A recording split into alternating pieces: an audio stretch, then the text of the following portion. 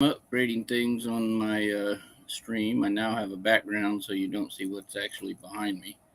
Uh, my wife did this for me, to be honest with you, because she's a lot more tech savvy than I am. We got this, got the little banner ask about following and stuff going. Anyways, had canceled the show this morning because we actually had to go out to the island where they're building our house and get some stuff taken care of out there. So we canceled both our shows. We just got back, uh, took my shower and everything, and now we're sitting here live streaming with you guys again. And I'm not gonna be on here for a full 4 hours on Star Trek because I'm gonna do my other show after this one, which is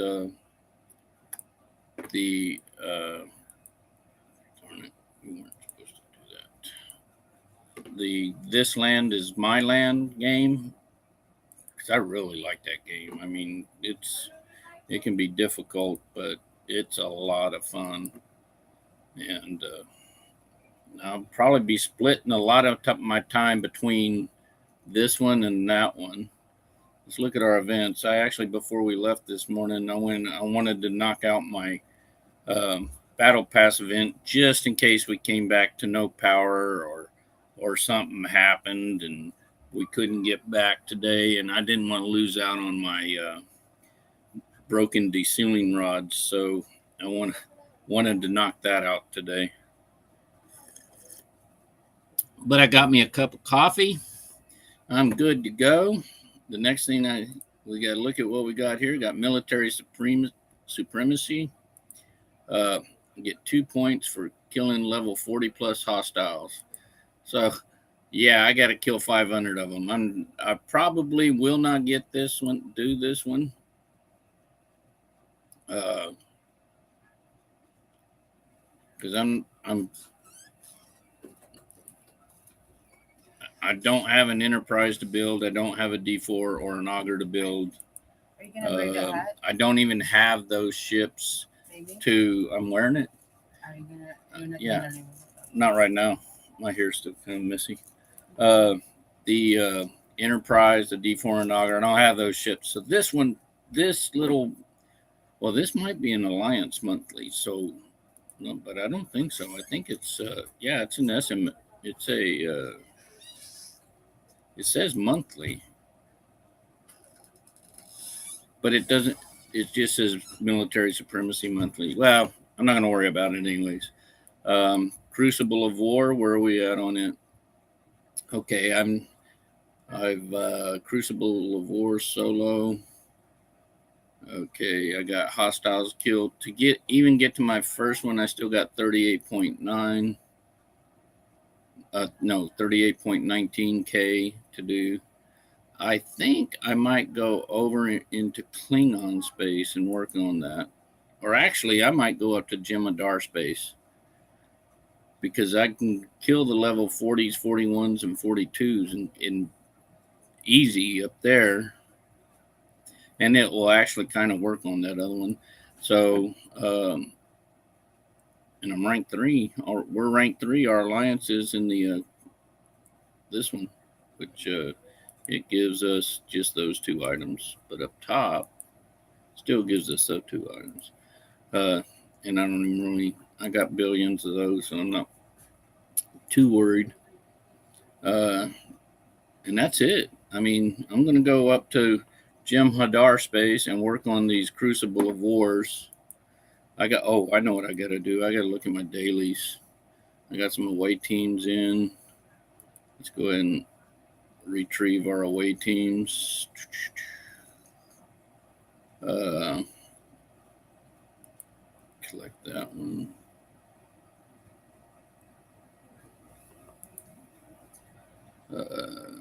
Collect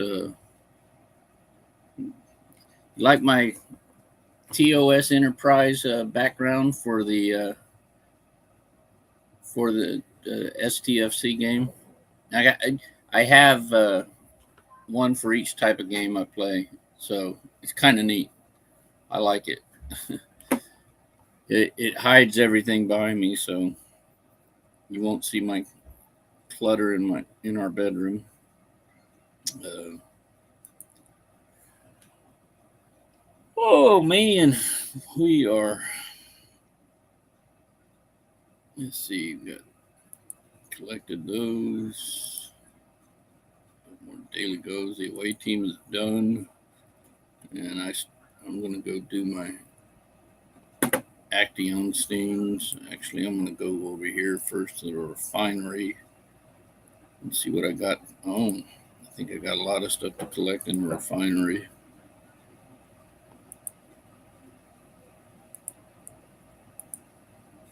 Hmm.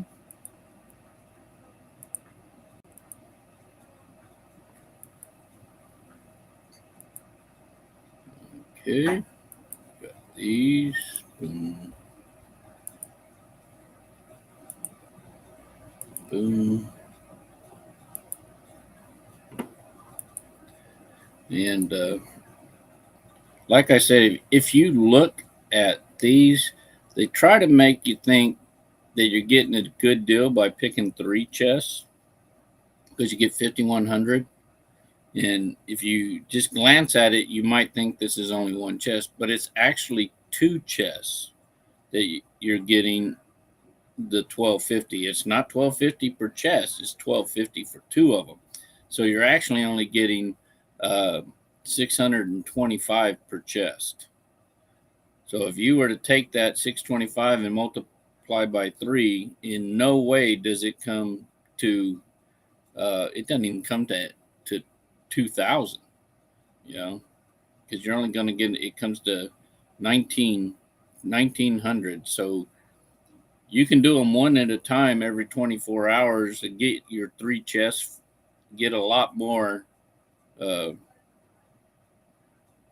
get the 3 chests for a lot less than spending the 5,100. And all of these the the territory ones are built that way. So, oh shit, I didn't want to grab that, but I did by accident. Uh, but I do want to grab this one.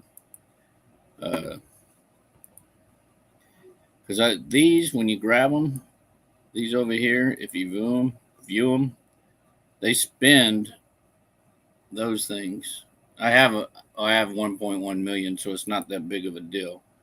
Uh, and you get those from your 2-star and 3-star isogen.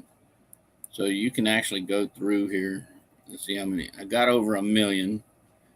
If I could get 100 chests of these progenitor diodes, and it'll cost me almost all of them. So, but that's 100 chests. It's 7,080. Now this one's balanced. If you look at this is balanced because 7080 times 10 is 7,800. 70 comma 800, and times 100 is 708,000. So these are balanced, but those other 3 aren't. So, you know, uh, I might go ahead and just start grabbing some of these, because all of these are balanced, and uh, they're also repeatable. Now this one over here that I did, it costs you the same stuff, the the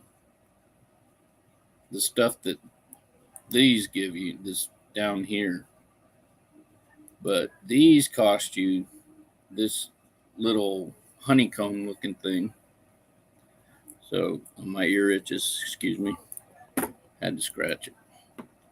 Crap, I don't even have this in. I am not going too good today. You probably can't hear me talking right now, but hopefully you can. I'm gonna get it fixed. Okay. Uh, I'm back to normal now, I think. Let's see. Let's see here. Open it up. Can you hear me? I can't hear me. So I know how to fix it. Check and see if I can hear me because I'm playing a game that is settings. Jim. Music. Yeah, okay. Headphones are working. So, okay, I hope you could hear me when I was talking through the computer and not in headphones. If you didn't and you're watching, go ahead and let me know. Hello, are you going to be fixing the game lane? Is that better, Keith? No, let's see. Oh, actually, that was 18 hours ago you wrote that. Yeah, I was fixing the game I was playing. I need to go look at my Twitch stream. Okay, so got one viewer. Fixing the game I'm playing. So, anyways, I hope you guys can shoot. It does not look like it is streaming on Twitch. So we are going to start our stream here on Twitch. No, we're not. We are going to go this back. Let's go here. Studio Star Trek Prime X. There we go. Done.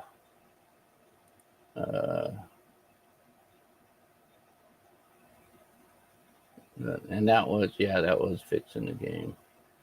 Let's see. This land is my land.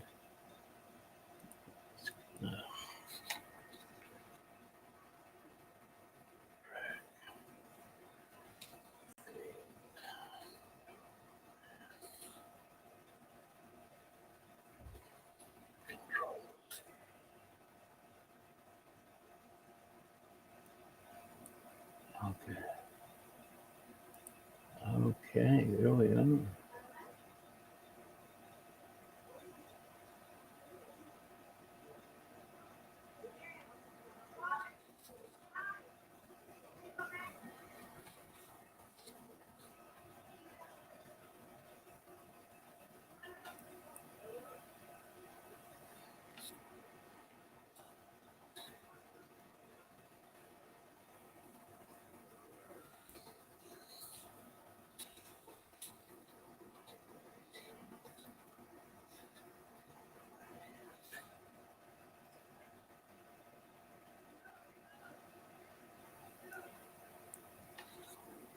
Control C.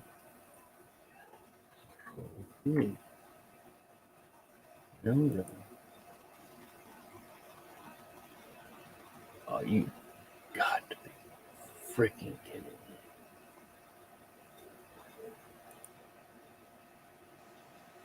So, let's see. Yeah, I was. No, I'm playing Star Trek Fleet Command. I'm trying to get it. Twitch is acting up on me, so even though it says this land is my land over here, it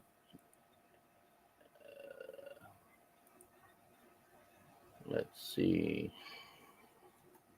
Control V, and I hit done, and it does. It's saying that Control V. It does not like.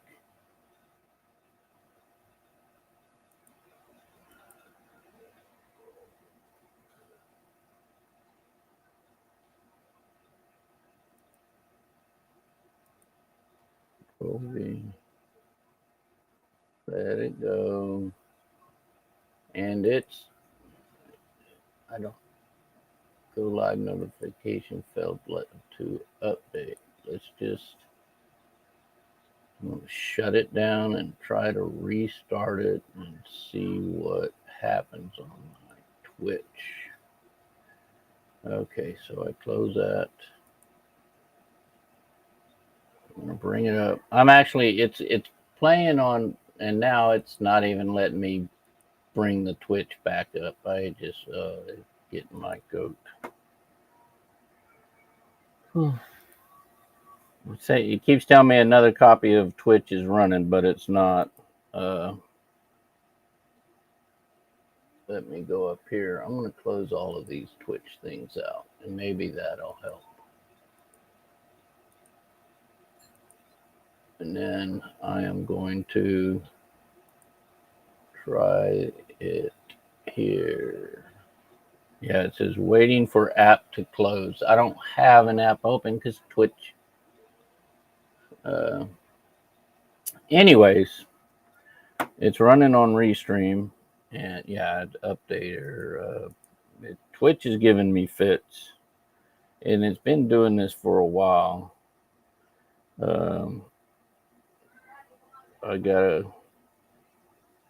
I want to reboot the whole system. I know that'll fix it, but let's do that. I'll be right back.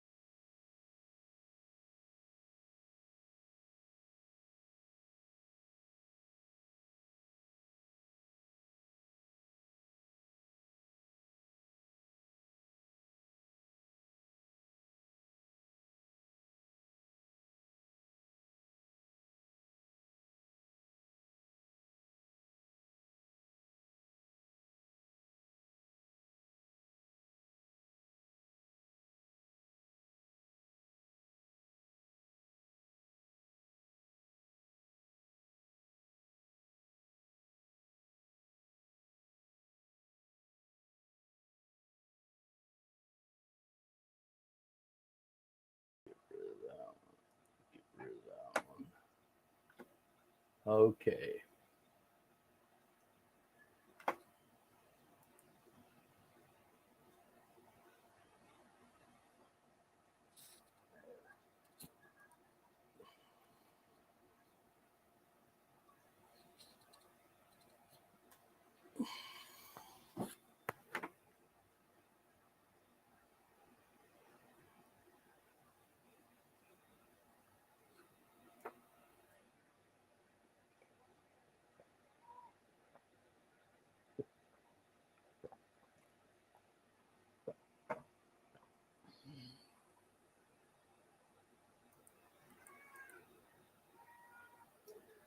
Okay.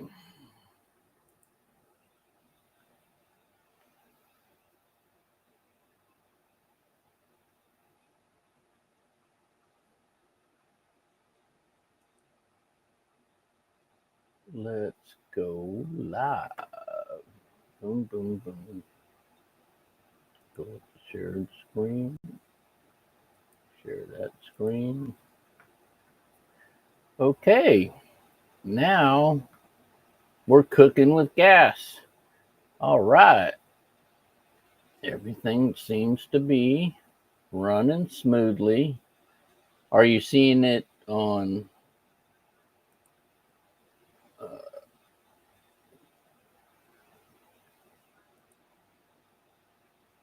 Okay, so that should.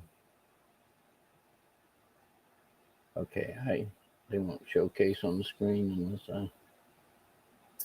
Anyways, where was I? I should be. I want to make sure I'm being streamed on Twitch as I am. So hold on.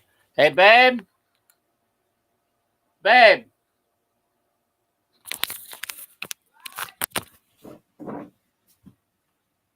Can you check my Twitch and see if it's streaming?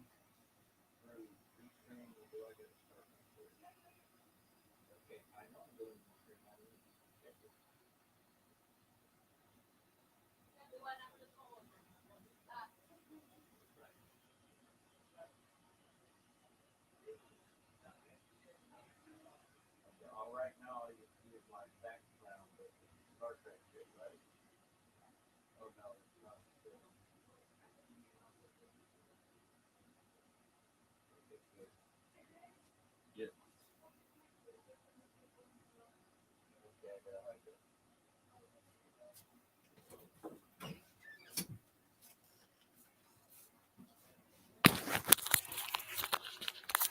Send me a message, babe.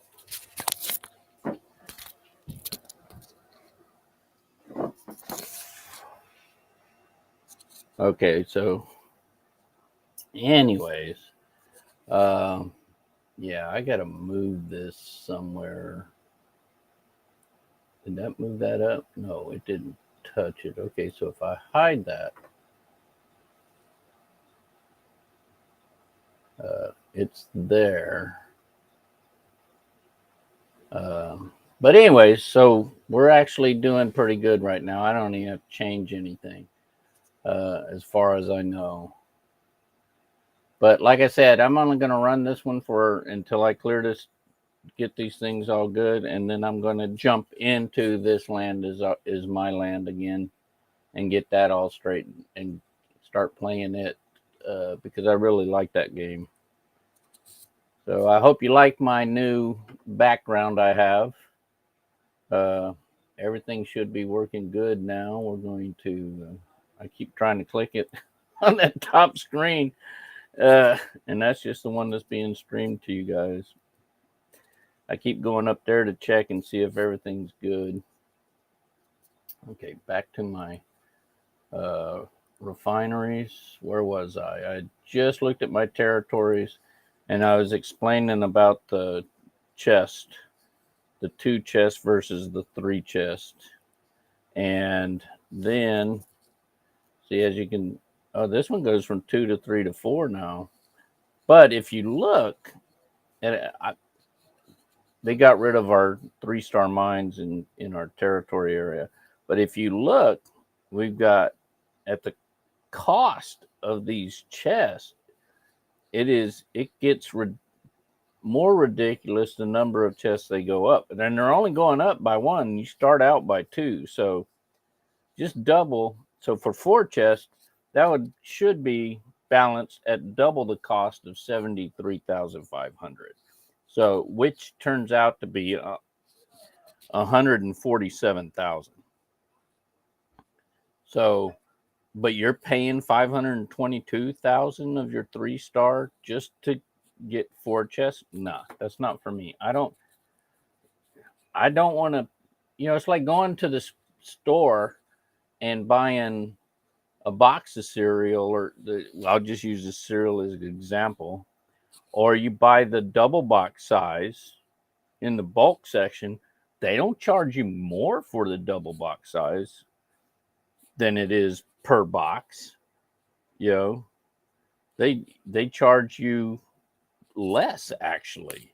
So when they do that, that should be the deal you're getting, instead of saying we're going to charge you more if you take these. But instead of, they should be saying we're going to give you a break because you're buying 3 of them.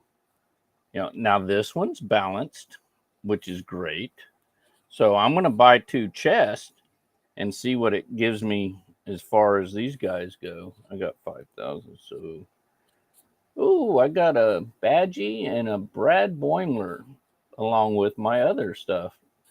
And I already have those 2. They're in my lower deck of my Sally. We've got, I do need to go look at my Twitch to see. I'm not seeing any.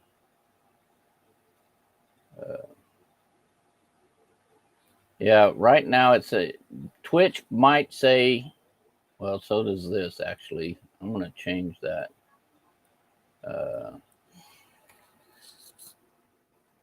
Or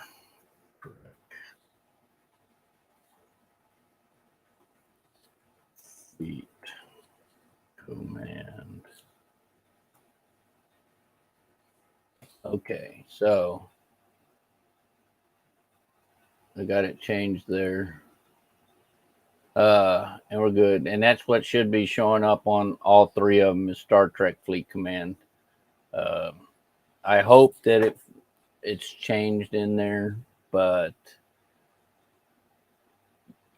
Twitch has been acting up on me lately. And it started acting up actually before I got this. It keeps saying I have an app open when I try to go load a new game in there to play. When I have to put the title and the category in, and then I click the button, and I don't have an app open, and it won't let me close it in my task manager, so that I can. It says denied, and I have administrative. I don't know why it does that. So it's like Twitch is taking over my computer. So I'll keep Twitch, but I'm just going to be using the Restream because Restream, as you can see, I can actually do a lot more with Restream than I can with Twitch. I think I actually bought I'm paying on the Restream. I bought the small package. I don't need the big package. I got 3 channels. I can put it on 5 different uh, platforms, but I'm using 3. I only use Facebook, Twitch, and YouTube. I mean, I have a Twitter account, but I don't use it. I might go back to using it now that Elon Musk is in charge, owns it, but I quit using it a long time ago. Yeah, uh, with all the stuff that was happening on Twitter. Okay, now let's go look at my Latinum. I have 261K Latinum, so I can actually get my 180K spent there. And my Mantis. I can get my 2 Action beacons, or ancient beacons, get those 2. And I can get, I only get 1,000 Venom. I'm actually going to have to go spend some more on Venom because I think I have to look at how much Venom I got. No, 1,000 should be enough because it costs 500 to sting, so that's 2, and I should have 2,000 Venom total, a little over 2,000, and almost 3,000, I think. Let's go look at my items and find out exactly what I got here in materials. There it is. Yep, I have 2160. So I'm going to go sting 4 people. And that will hold me over for a couple of days. Let's see. Now that I've already finished this one, I will, darn it, I will recall you. I'm going to go to here. I'm going to come over here to Tejat. I pronounce it different every time I get it. So, yeah, it still says I'm playing this land.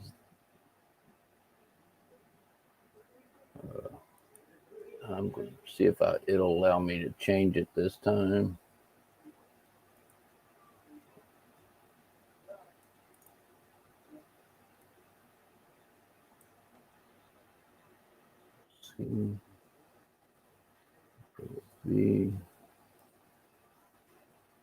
See, now that time it let me change it.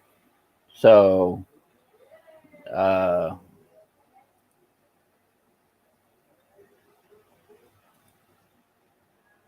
anyways, that time it let me change it.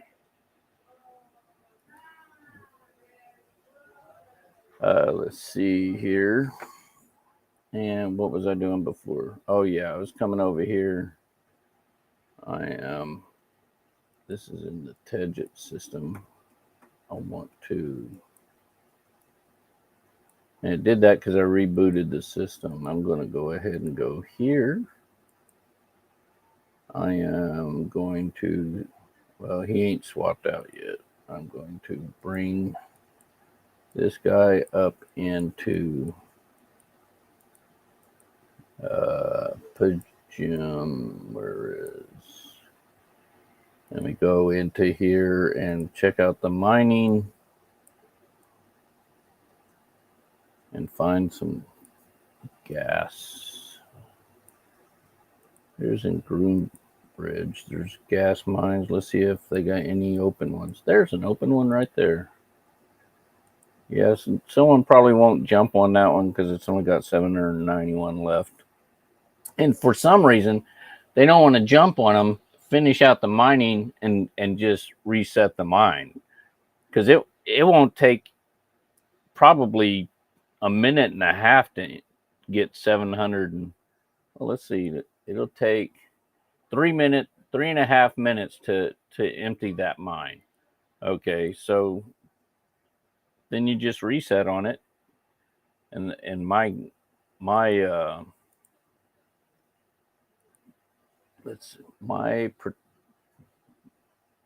protected cargo is 60K, so I'm not real worried about it. And then we can go get this guy sped up.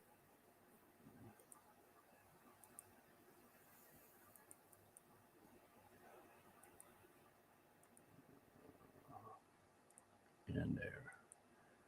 Swap him out for the Mantis real quick. See if I can upgrade him. Can't upgrade him yet, but I'm getting close. I need to go take care of doing some stuff with him too. And we can take my Mantis. Actually, I could bring my Mantis up here. I'll just bring him up here. I will, this guy, I'm going to go ahead and swap him out with my Devore. Let's see, can I upgrade this guy? Oh yeah, I can get a mining laser, which lets me mine faster. I got 47. Boom. And I can also get my warp engines. And that means I can tier him up. So I'll do that. And I've got 2 hours. Wow, it only takes 2 hours to tier this guy up. Wow, that's awesome. And okay, I can do that. I can use that. Shields. Oh, I mean, that wasn't shields, that was impulse engines. Both of those give you power. This, then I'll use my photon torpedoes, which give me power, and everything else. I do want my cargo because I want that upgraded at this point. I want my mining laser upgraded at this point. The only thing I can't do is my warp engines. And I'll get that done. And I can even give him a level. So, but I can send him out. I'll send him out in later on, and I'll just attack ships in the area or in an area because I'm at 81. I can go over to augment space and let him sit there in the level 20 or 22 system and get attacked and earn experience by doing that. So that'll be okay. But in the meantime, I want to swap with my other Devore just for the Latinum. Let's see here. I can go out to the galaxy. Come over here. I wonder. I need to find out. See, I can't get to. I don't have the warp capacity to get. It requires a level 40. What does he have for his warp capacity? His warp range is 26. So that's my powerful Ferengi. Let's go over here to Han. Actually, he can get to Noaken, rather. I can get there. I can come over here. 184,000. Oh, yeah. Why not? I'll come over here and sit on this mine. That'll actually, my ship is going to fill up in 10 minutes. It mines at 932 an hour. So that's pretty good. 932K an hour. That's kind of hard to beat. Let's see. Then this guy, he needs ore. So it's got my ore miner on it. Let's come down here to, I'm going to check out Wallinia. Wallinia is right there. Let's just go ahead and check it out. See if there's any open ore mines. Because 18K ore mines are hard to find. Wallinia, there's nothing. There's an open crystal mine that will probably change to an ore mine the next time around, because there is a lot of but let's go up. Let's check on Neil Wallen. Any ore mines open here? No, I don't even see any gas mine. Yep, there's an ore mine. Let's go get that one. Okay, so we're going to mine some ore. These dual systems, every one of them maxes out at 18K, but finding one open is hard, and they swap. So the next time, after I finish this one out, there's a good chance that the next time it's going to be a gas mine, not an ore mine. And let's see where I am sitting. I've got 1 million, 1.4 million, and 807.2. So I'm not sitting bad on anything, but so I'm doing pretty good there. I'm going to go locate you. I'm going to go all the way across the area. And there's a little bomber dude right there. You know what? I'm going to go ahead and sting him, and I'll wait his time. And everybody else is mining. But I'll sting him. Then I'm going to go find someone else to sting when he's finished.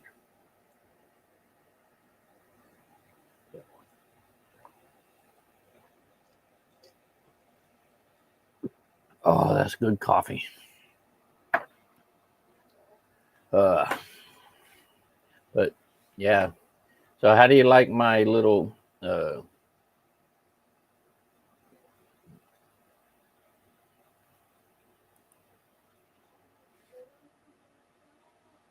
do you like my background where I'm sitting? I think it looks pretty good. That's now on this land is my land. There's it's a picture of this land is my land thing with the title on it. And then for Lotro, I use my I'm going to use picture of Edinburgh Castle as my background for it. So it's kind of cool.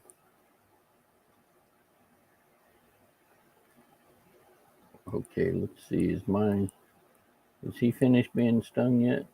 It's possible. Oh, I'm in the wrong area. I'm on the ore mine thing, I think. Okay, let's go over here. Let's locate you. Now I'll come across. I don't think he's... There we go. There's number 2, and that completes you. And I get 782. I mean, it only gives me 5 points to need my dailies done, but that's not why I'm doing it. I'm doing it for these right here, because this will put me over 3,000, which will give me 10 chests to draw on. And I can't wait to do that, because I could end up not getting the draws I got last time. It may give me a lot less, but I was really happy with the 10 draw versus the single draw on the chess. See, that one's done. I'll just reset you. And this one's already done. And come on. I'll reset you. There it is, reset. Reset. I can do this like this. It sits over it. And that way I can see both my restream and my Twitch stuff.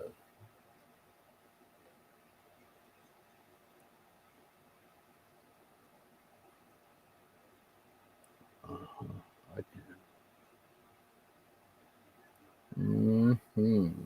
So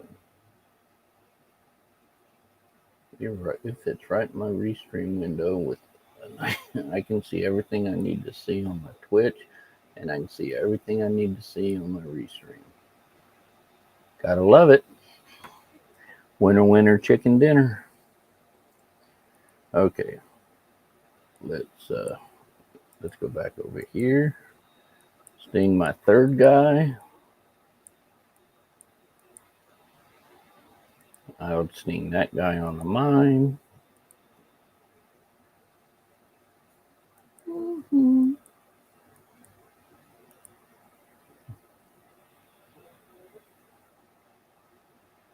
And they can't warp out.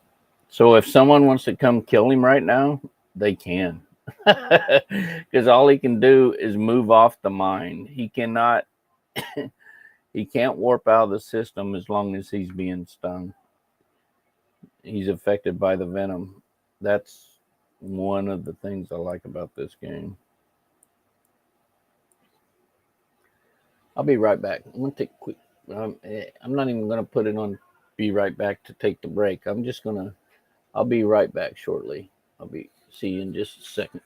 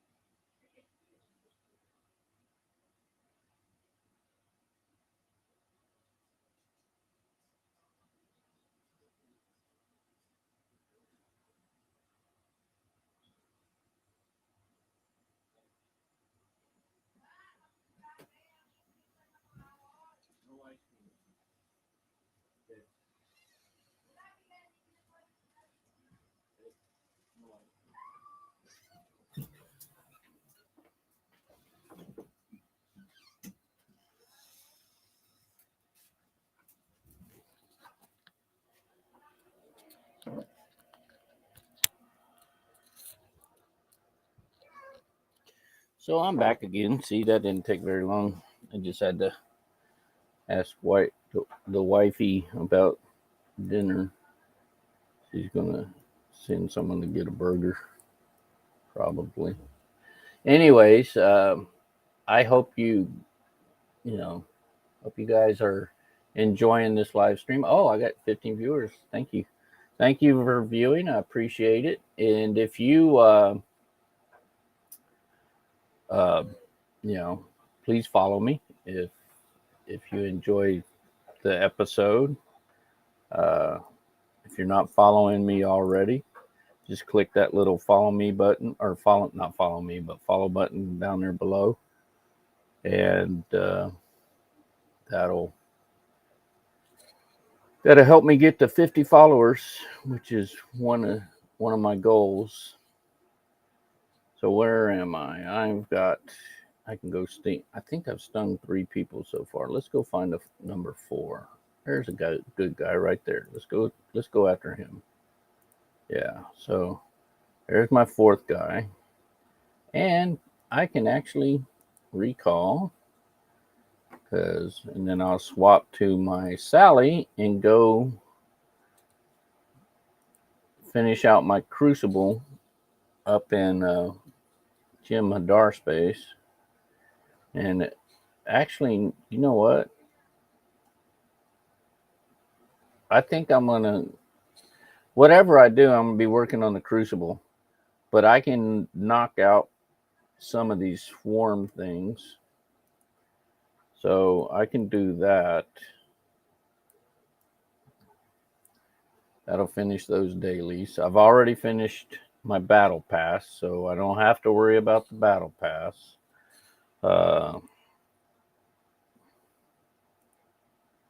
I'll swap out to the Franklin. If there's any question you have about the game, if you haven't been playing it already or before, go ahead and I'll try to answer your questions. If I can't answer it, someone in my alliance can, and I can just send a question that way, because I need to go in here and look anyways. To pull their own weight on the TC takeover and defenses. Morning. From now on, TC info will be listed on message board and in Discord. It's your responsibility to check it every day. Okay. Let's see. We will reestablish new friends and such after we finish relocation and establish what friendly means. Well, this is all 5 hours ago. We shall see if it a visit or not. Of course, we have power and FX takes then. When raids happen on us, it was messed up. Night Pirates. That was 5 hours ago. Let's see.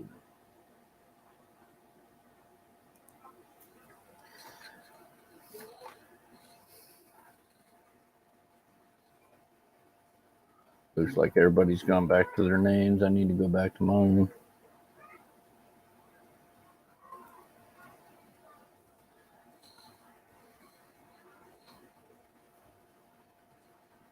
And on all day.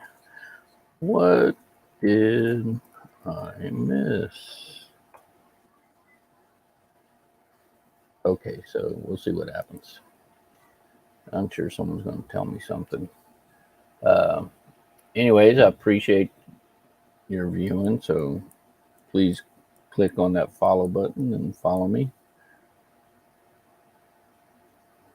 And I am also streaming on YouTube and Facebook for those of you who are only watching on Twitch, because I'm using a third-party app called Restream. I like it a lot, actually. It does. I can do more with it. The background is via Restream, because I got that from, and that's actually just a picture I downloaded from the internet, of the original series bridge. So I'm standing on the bridge while sitting on it, but I guess it might look like where I'm sitting from. It probably looks like I'm sitting at one of the comm panels or up near the view screen. I can't remember who set up that direction, but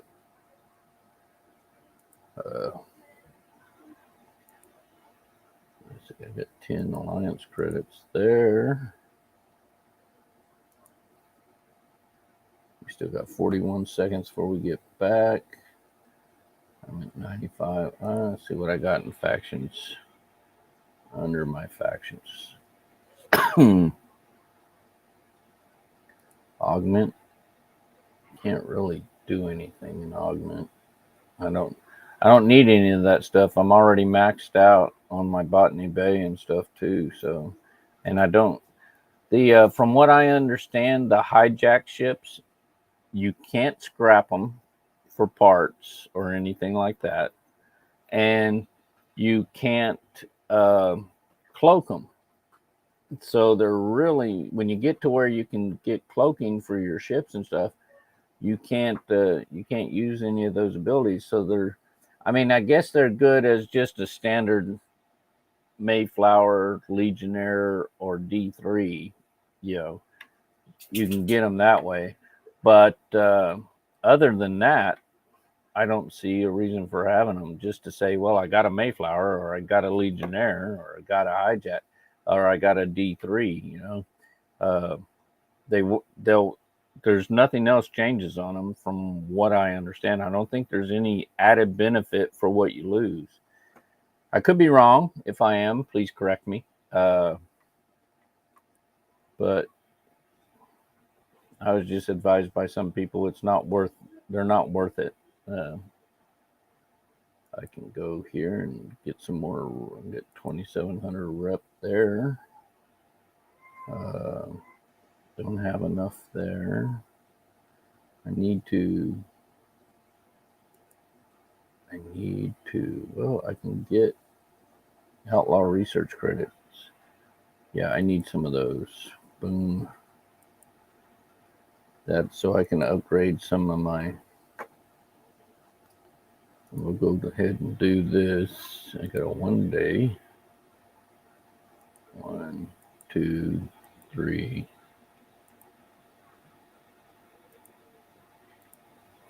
Let's see. There we go. We've got my research done. 20. That gets me up to 45. Oh man, this is going to get me to 85. And I get 15. I get 21K. Okay, 85. So there's that.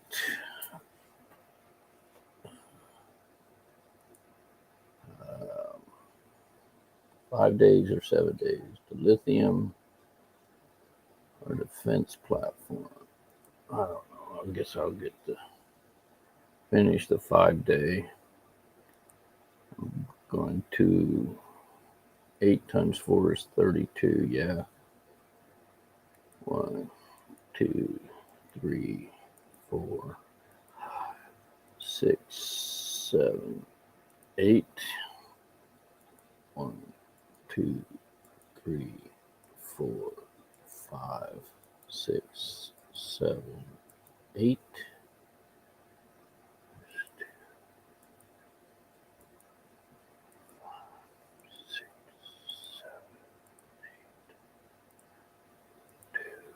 3, 4, 5, 6, 7, 8, and then I get to. I'm going to come down here and spend a couple of my 1 hours, a bunch of them.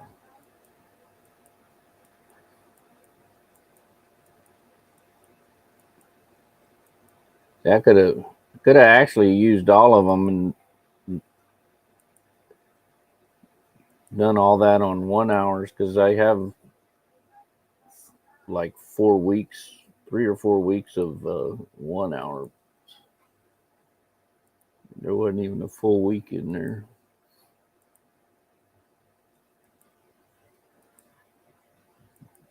Probably got a week of 15-minute ones or 2 weeks of 15-minute ones.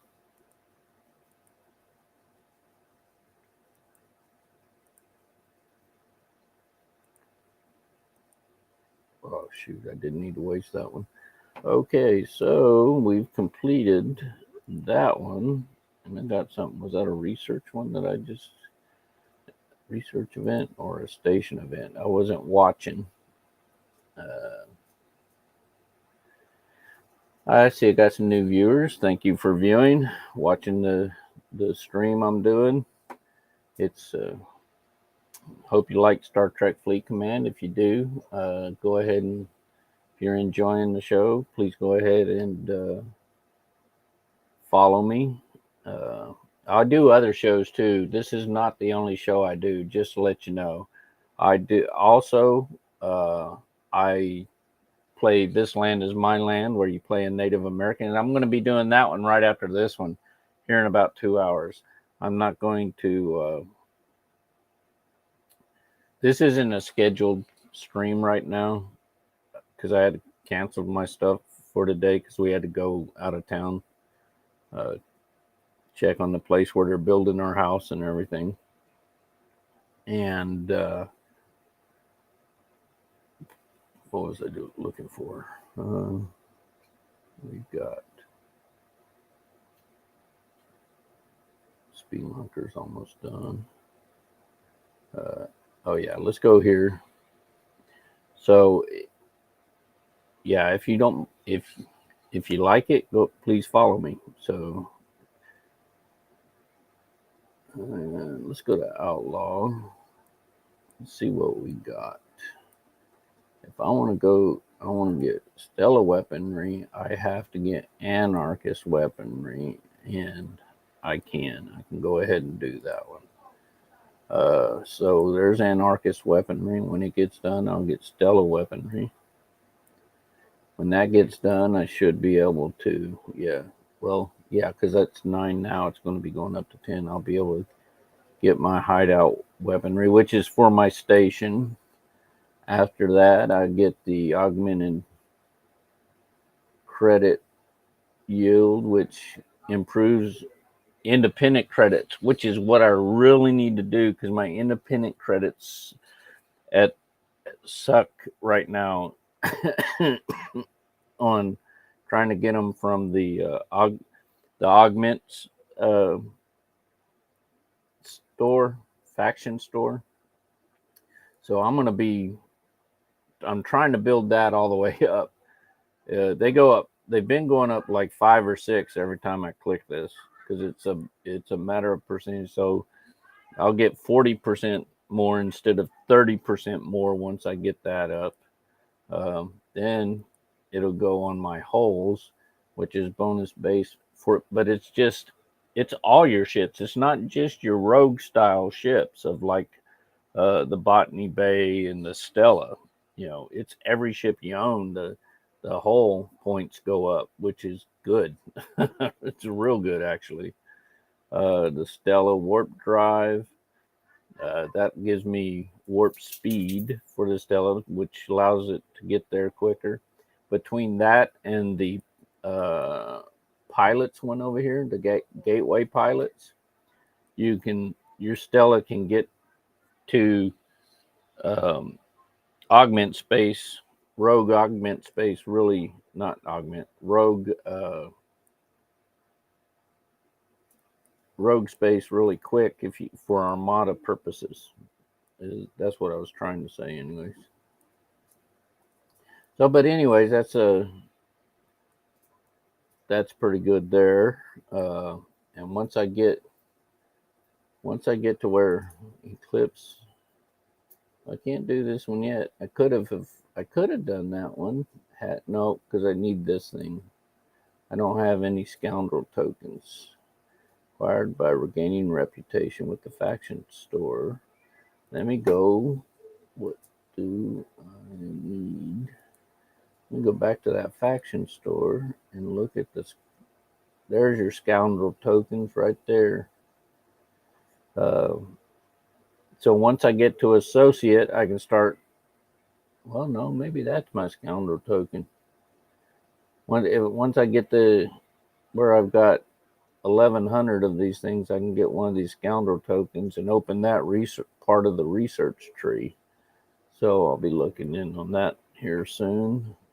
Now let's go to a building. Oh yeah, it was just Federation stuff. Oh, there's more. Station event, that's what it was.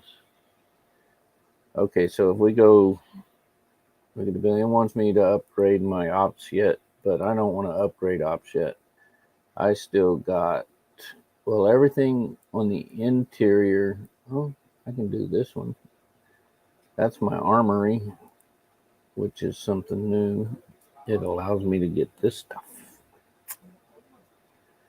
And I'm trying to figure out, see, it gives you the ship abilities, and it give you all these things where you can get these automated defenses or stuff like that, but it doesn't tell me how I buy them. You know, it doesn't tell me what I need to pick stuff up. The Antares is in here. There's the Valkys. There's the Horizon. There's one for the Horizon. So if I wanted to go here, and then you come here, and it doesn't get more shards from events and the store. So you either have to go to the store, or there has to be an event that is giving you the parts for it. So I don't. I'll just go ahead and do it because it's 17 hours. So tomorrow's dailies, it'll be pretty close to being ready. And what else we got here? You got that.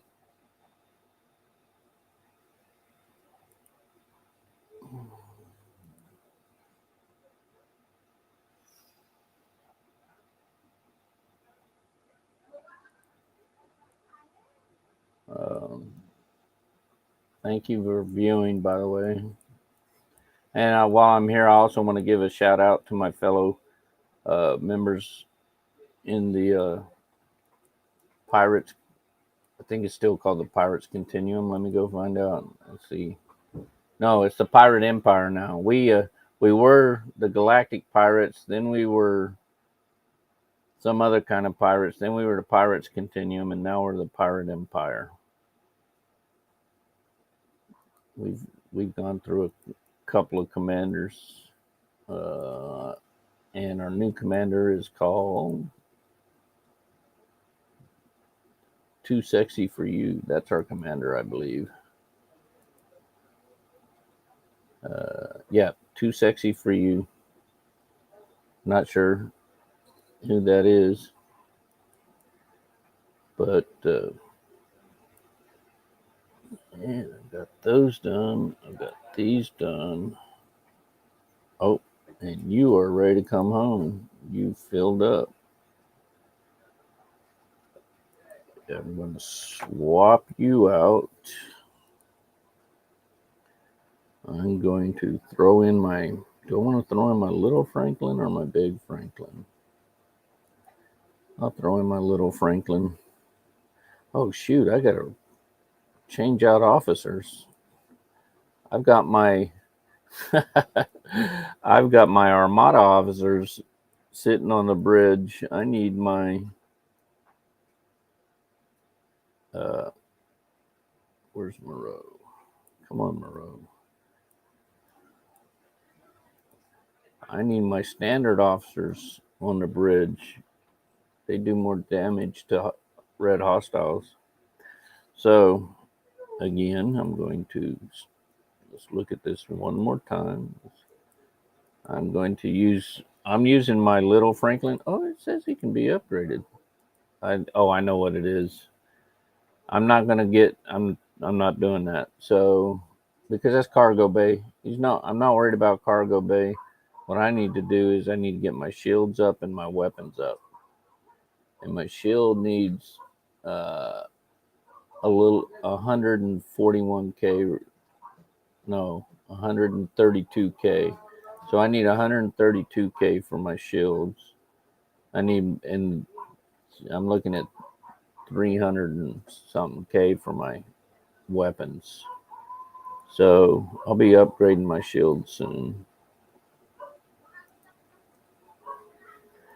And then I'll do the cargo bay last because it's not the important thing right now. It's survivability mode. And to do that, I need weapons and shields. Yeah, I see. I got some more viewers. Thank you for viewing. Appreciate it. If you enjoy the show, please go ahead and click that follow button and follow me. Uh, I trying to make this. I'm trying to get to 50 followers. It's one of the goals I set with Twitch and Restreaming them to get to 50 followers so that I can actually start doing something with my shows and stuff. As you can see, I've for those of you that have been with me for a while, I've changed. I've got a new background stuff set up, so you're not seeing what's behind me anymore. Which can be a good thing. And if you have any questions about the game, if you haven't played it before, feel free to ask. I will do my best to try to answer it. If for some reason I'm not capable of answering it, there are members in my alliance that I know that can. So,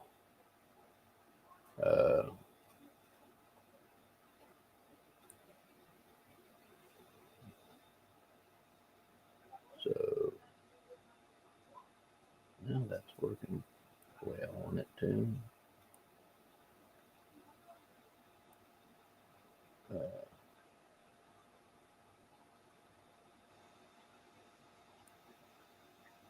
Good morning.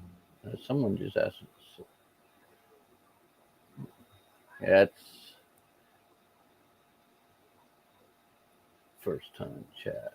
Okay, who is that?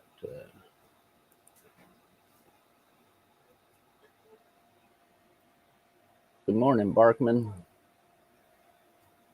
How are you doing today?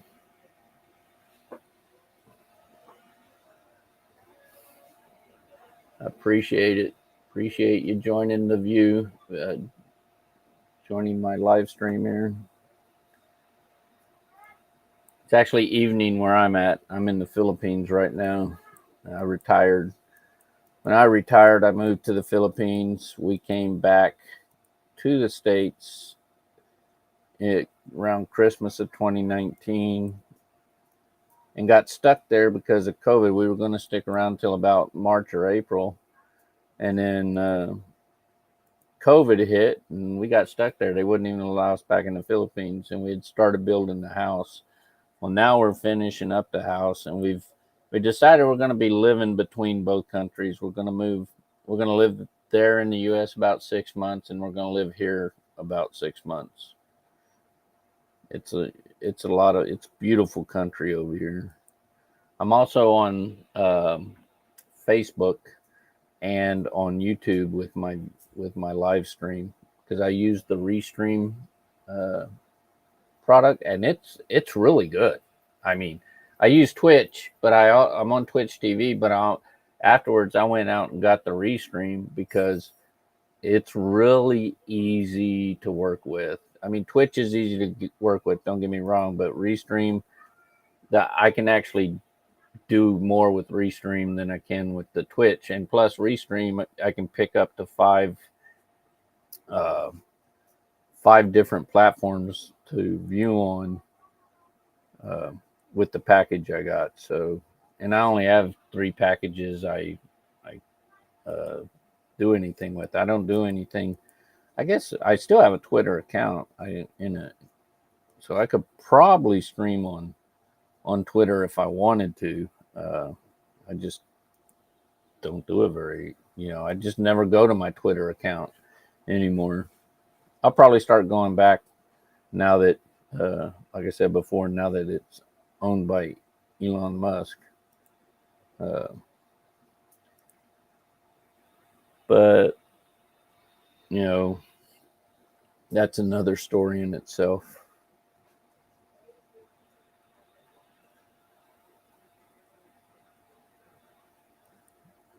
And where am I at?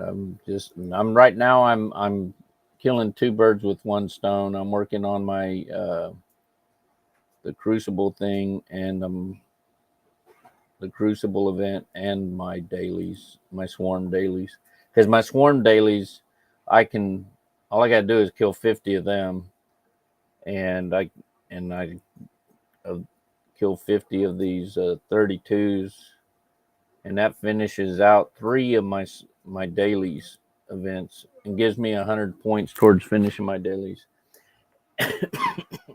And if y'all wait just a minute, I gotta let the dog go out. I'll be right back.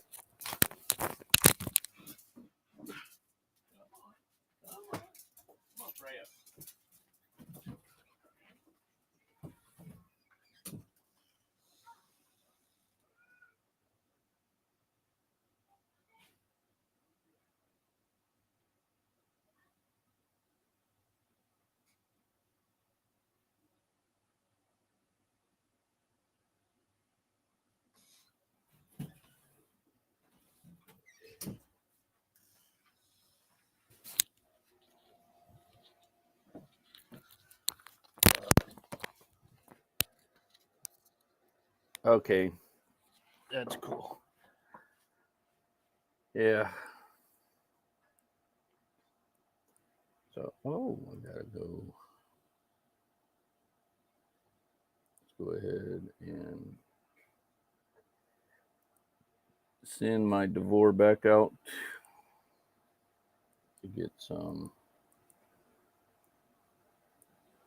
more platinum.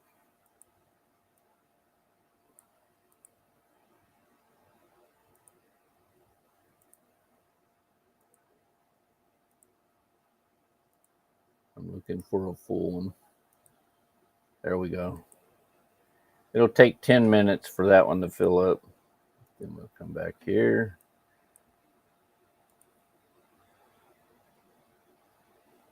Oh, someone got that one. And I'll come over here. I want to look and see how many I need. Oh, I still need 20 more to get my 30 and 40 more to get my 50 because I got 10. So, and I see I got some more new viewers. Again, like I was saying, if you enjoy it, please click the follow button and follow me, because I have a goal of getting to 50 followers. And right now I'm about halfway there, so a little over halfway there. So please go ahead and follow me. Well, thank you, Barkman. We've been the house is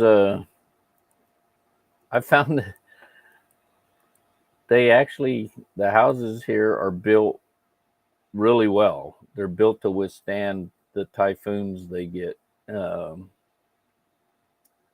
And whereas in the States, you see what hurricanes do to the stick houses we build there. Well, here they don't build stick houses. They build them out of concrete, rebar, and cinder block. And the wind ain't going to blow that over. Now, the earthquake may do something to it if you get an earthquake, and they have earthquakes here all the time. So, but even then, most of the houses are built to withstand. They're built on to where the earthquake really doesn't do that much damage to them. They've got 50-story condominiums that survive earthquakes here. So because they're built on that Teflon, the condominiums are built on like that Teflon thing that they put, earthquake barrier that they put up below the slab and stuff like that, so that it just sways in the earthquake. But we haven't. Well, we've had one earthquake that I felt since we've been here this time. When I was here before we left to go back to the States, we had 3 earthquakes. So, and then right after, excuse me, right after we left to go back to the States, we had a volcano close to us that blue and we had ash all over our house that my wife's dad and brother were staying in the house while we were gone. We were renting that place. We weren't living there. I mean, we didn't buy it. We were renting it, and they took pictures. They sent us pictures of all the ash that was covering everything out there and how dark the sky was, and it was amazing. I was like, man, I'm kind of glad we aren't there right now, but still, I think it would have been amazing. And the crazy thing, it was the Teal volcano, which is in there, a place called, it's real close to Tagaytay, which is one of the cities uh, that is about 45 miles away from where we were living at the time. Well, when the volcano, about probably go back about 2 weeks before we left, we had gone to Tagaytay, and they got a Starbucks that sits right on the edge that looks down over where the caldera, close to where the volcano is.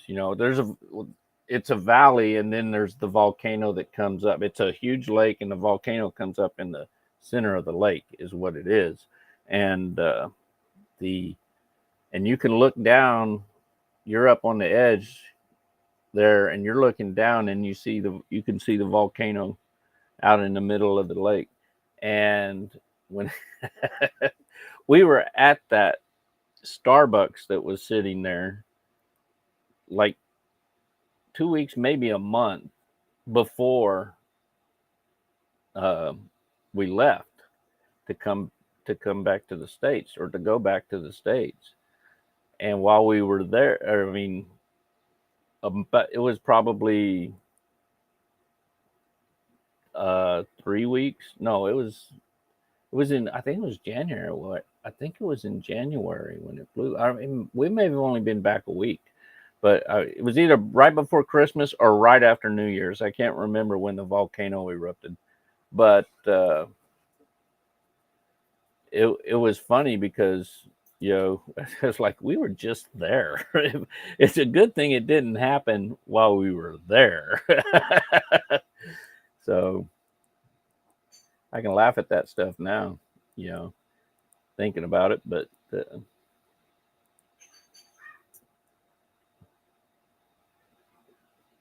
I got some more viewers. Thank you for viewing. Please follow me if you're enjoying the show, if you're enjoying the live stream. I've been, I've only been doing this a couple of weeks. I try to play, a couple of different games. This is only one of the games I play. Thanks, Barkman, for following. Appreciate that. So if you can you can send some more followers my way. Now, the other games I stream, I do Lord of the Rings Online. I was doing Champions, but it didn't seem like there were that many people interested in the Champions Online. I like some of the online MMOs and stuff like that. And so I stopped doing that. I'm also doing one called This Land Is My Land, where you play a Native American. You're trying to take the land back from the American settlers and military that come in and taken over and ravaged the land. So that's it's an awesome game. It's a lot of fun. I really like it. And when I get done here, completing my dailies and the last few events that I have to do here, I'm going to go back to playing that game. I'm probably not even going to end my stream. I'm just going to change my format on there. So if give you an idea of what that game's like. It's a lot of fun. I really like the graphics in it. They're really realistic. I mean, they're not so realistic that you think you're in a forest and stuff like that. You can tell it's CGI, but it's so close to being real. It's amazing. Now I had to change some things on the game that when I was playing it last night because for some reason streaming, and it tells you in the game, I guess it just eats up too much bandwidth. Uh, but the streaming affects how things happen in the game. It makes it really choppy. But I fixed that. I just went to windowed mode and a couple of other things and lowered the resolution, and I can't remember what else I did. But you can do that kind of stuff if you get interested in trying to stream the game. And it's a lot of fun to play. I died so many times last night, it was pitiful. And I accidentally clicked on the wrong difficulty level when I went to go play the character that I was going to play to stream. I was like, I got killed so many times. It was crazy. And then no matter where I went, I was right by. I spawned up in my camp and then there was troops right there that killed me right off the bat as soon as I spawned. So, and then the next time they weren't there anymore, but I was going back to try to attack this a camp of loggers. It was a logging camp or railroad camp or something like that. Went back to go take out some of those people, and I got killed by a grizzly bear like 4 times in a row. And I said, I got to restart this. This is this is ridiculous. I couldn't even go 100 yards without getting killed by a grizzly bear. But it's a lot of fun. I am really impressed with that game, and I think anybody who picks it up, and you can get it on Steam right now. On Steam, it's on sale. I forget how much it's on sale for, but I think I paid maybe $9 for it or something like that. It was cheap. It was under $10. Now there's a higher dollar version, but I got the less expensive version, and it's amazing. I'm really impressed with it. Okay, so what I am gas contractors. Have I got anything? That's only 28%. Let me go see if I need another scientist. Those are all engineers. There we go. There's a scientist, Merrick. Okay, so you take me up to 48%. Now let's go see if we got. Well, you know what? Do I have any blue? No, those are all green. Those are all green because that blue one is on a mission. But I can go with. You get me to 61. You also get me to 61. You don't get me to 60. So we'll go there. But I got a 60% chance of success and a 45% chance of a critical success. You know what's funny about that is there's one of these away team missions. I can't remember which one it was, but I didn't have a good chance of success. I think I had a 62% chance of success, but I had a 64% chance of a critical success. Now, my critical success chance was higher than my success chance, which makes no sense at all to me. But if you roll a 63, do you get a critical success even though you failed the mission? Or does the other one?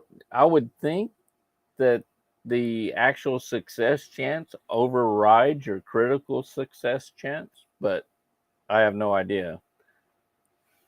I ended up failing the mission, but you don't see how their formula works, so you have no way of knowing if it rolled the rolled the dice a certain way or whatever, your percentages. I got another one of these. Now this one's let's just go way down here to another purple guy. I know. Now see this one, it's I don't have as good a chance on you. On this person. Of course I don't have a blue person either. Oh, there's one. There's one. Let's go put a blue person in there. It's still not as good. Okay, well, I'll work on that. We'll go ahead and send it. I mean, I don't think I'm going to get any better than that. Another gas contractor. And we got Vela. 33.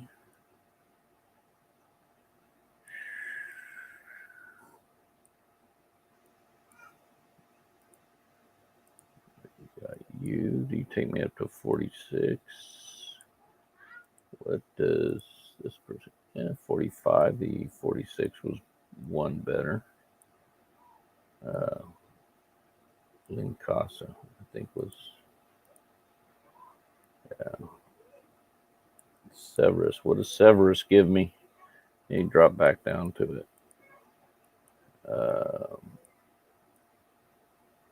Merrick's out there. Anyways, you give me a 59%. What does Marcus give me? Oh, 64. That takes Marcus takes it up to a 64. Eurydice is back down to a 60. I'm going to put Marcus back in there. Yeah, at least I got a 64% chance. It's better than nothing. I'll probably fail it, but you never know. And I'm at 30. Wow. Thanks for viewing. I got 33, 34 new viewers. Please, again, if you enjoy what you're watching, go ahead and follow me. I appreciate it very much. I'm trying to get to my goal of 50 followers, which Twitch gave me the goal. So if I can get there, that'll be great. If at least if you're enjoying it, you know, and if there's something you feel like that I'm saying that might be wrong about the game or something like that, please let me know because I can correct it. If you have questions about the game because maybe you never played it and you're interested and you saw me live streaming and you came to check it out, and if you have questions about it, you can ask me. I'll try to answer to the best of my ability. If for some reason I don't know the answer, I'm in an alliance with a bunch of people who've been playing the game a lot longer than I have, and they will probably know the answer. And if they don't, I can always Google it. And I will tell you this: there's the guy I go to find out new things about the game. His alias on the game is Rev Deuce, and he has videos on YouTube you can watch. So he's really good. His advice on the game is really, really good. So if you have a question I don't have an answer while I'm here and you're watching me, then go ahead and go talk to him. So chance of critical success can be calculated 62 times 0.64. Oh, 64% time you get critical success. I wondered that too.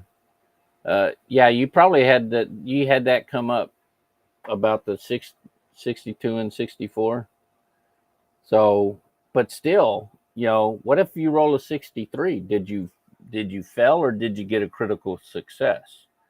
Now, I understand if it's a 65 or higher, you failed because you missed both of them. But what about that 63? Where does it fall into that scale? You know, let's see how. Ooh, I only need 14 more to upgrade morale. I did pretty good on this one. I have every one of these characters every one of these officers. I have every single one of them in my list of officers. But shoot, their shards come slow, so I've got to get more shards to upgrade them.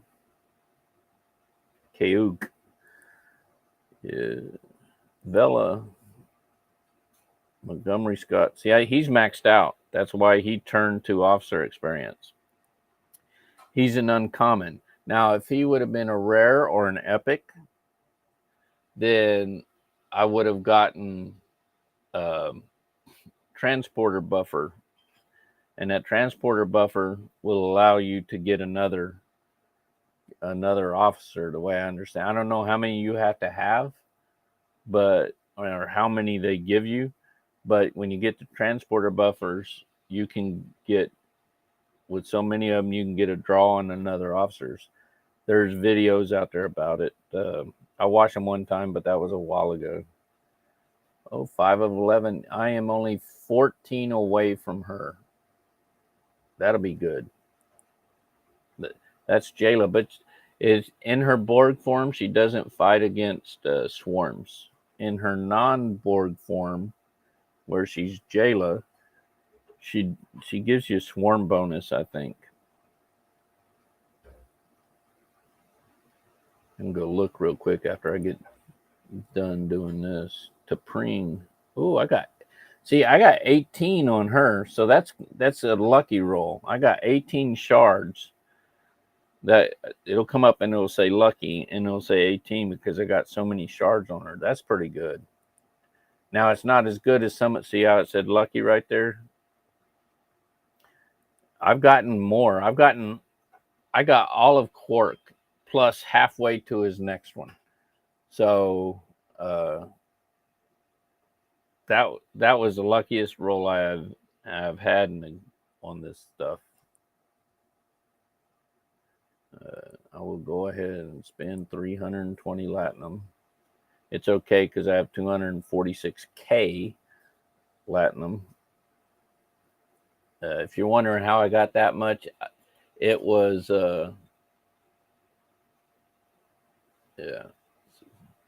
it was a treasury. I opened my treasury. And I got like 400K, and I've already spent that much. So, Yeah. Oh, thank you.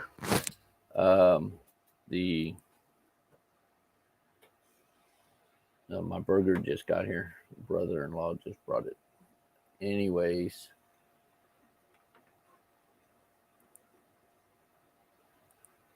where was I? Yeah, so the treasury, when they get it, and it's usually at the Ferengi time, but it's not. I don't think it's every week. I know it's not every week. It's like once a month or something like that. But every month, during one of the Ferengi events, you can get that's not what I thought. Let me go see what I need here. When the treasury pops up, you go kill 700 hostiles during the course of 7 days. Okay, and as long as you kill those 700 hostiles before that opens your treasury. It unlocks your treasury so that you can open it if you have a desealing rod. Well, to get the desealing rod, there's only 2 ways to get it. Okay. And you have to either go to the store and buy it, and it costs $100, actual dollars, to buy it, or you got to get 4,000 desealing rods. Well, when the first time, I think it actually only cost you $50, but your treasury doesn't have very much in it when it costs you the $50. I actually bought the first one just to see what it was when it was only $50, and that was when they first came out with the treasury. So you may not even find that one anymore. But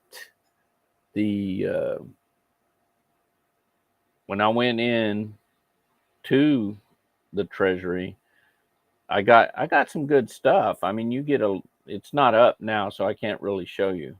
But after that, I said, I'm not going to spend there's no way I'm spending $100 on this. I don't make enough money to go spend $100 on this game. So, what I ended up doing is I'm going to go the de-sealing rod route.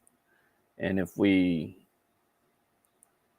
wrong thing. If I go into my items this is where it always gets hard. I think is it under other? It might be under resources. Anyways, it might be under materials too. They put it in a weird place. I know, there it is. It's under materials, and it's really not a material. It takes you about 4 months to open it if you go the broken de-sealing rod.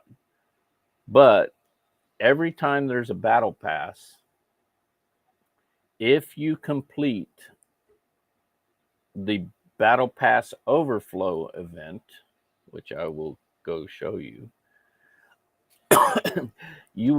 excuse me, if you complete the battle pass overflow event, this thing, which is, there it is,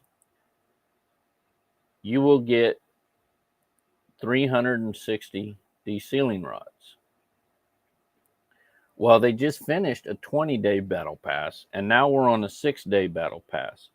So when I finish this one out, I'll get 720 de-sealing rods. You saw I already have 3,500, but I got 3,500 because of the battle pass overflow and this. And then the other place you get broken de-sealing rods is in your chest, but it's over here in your 30-day chest.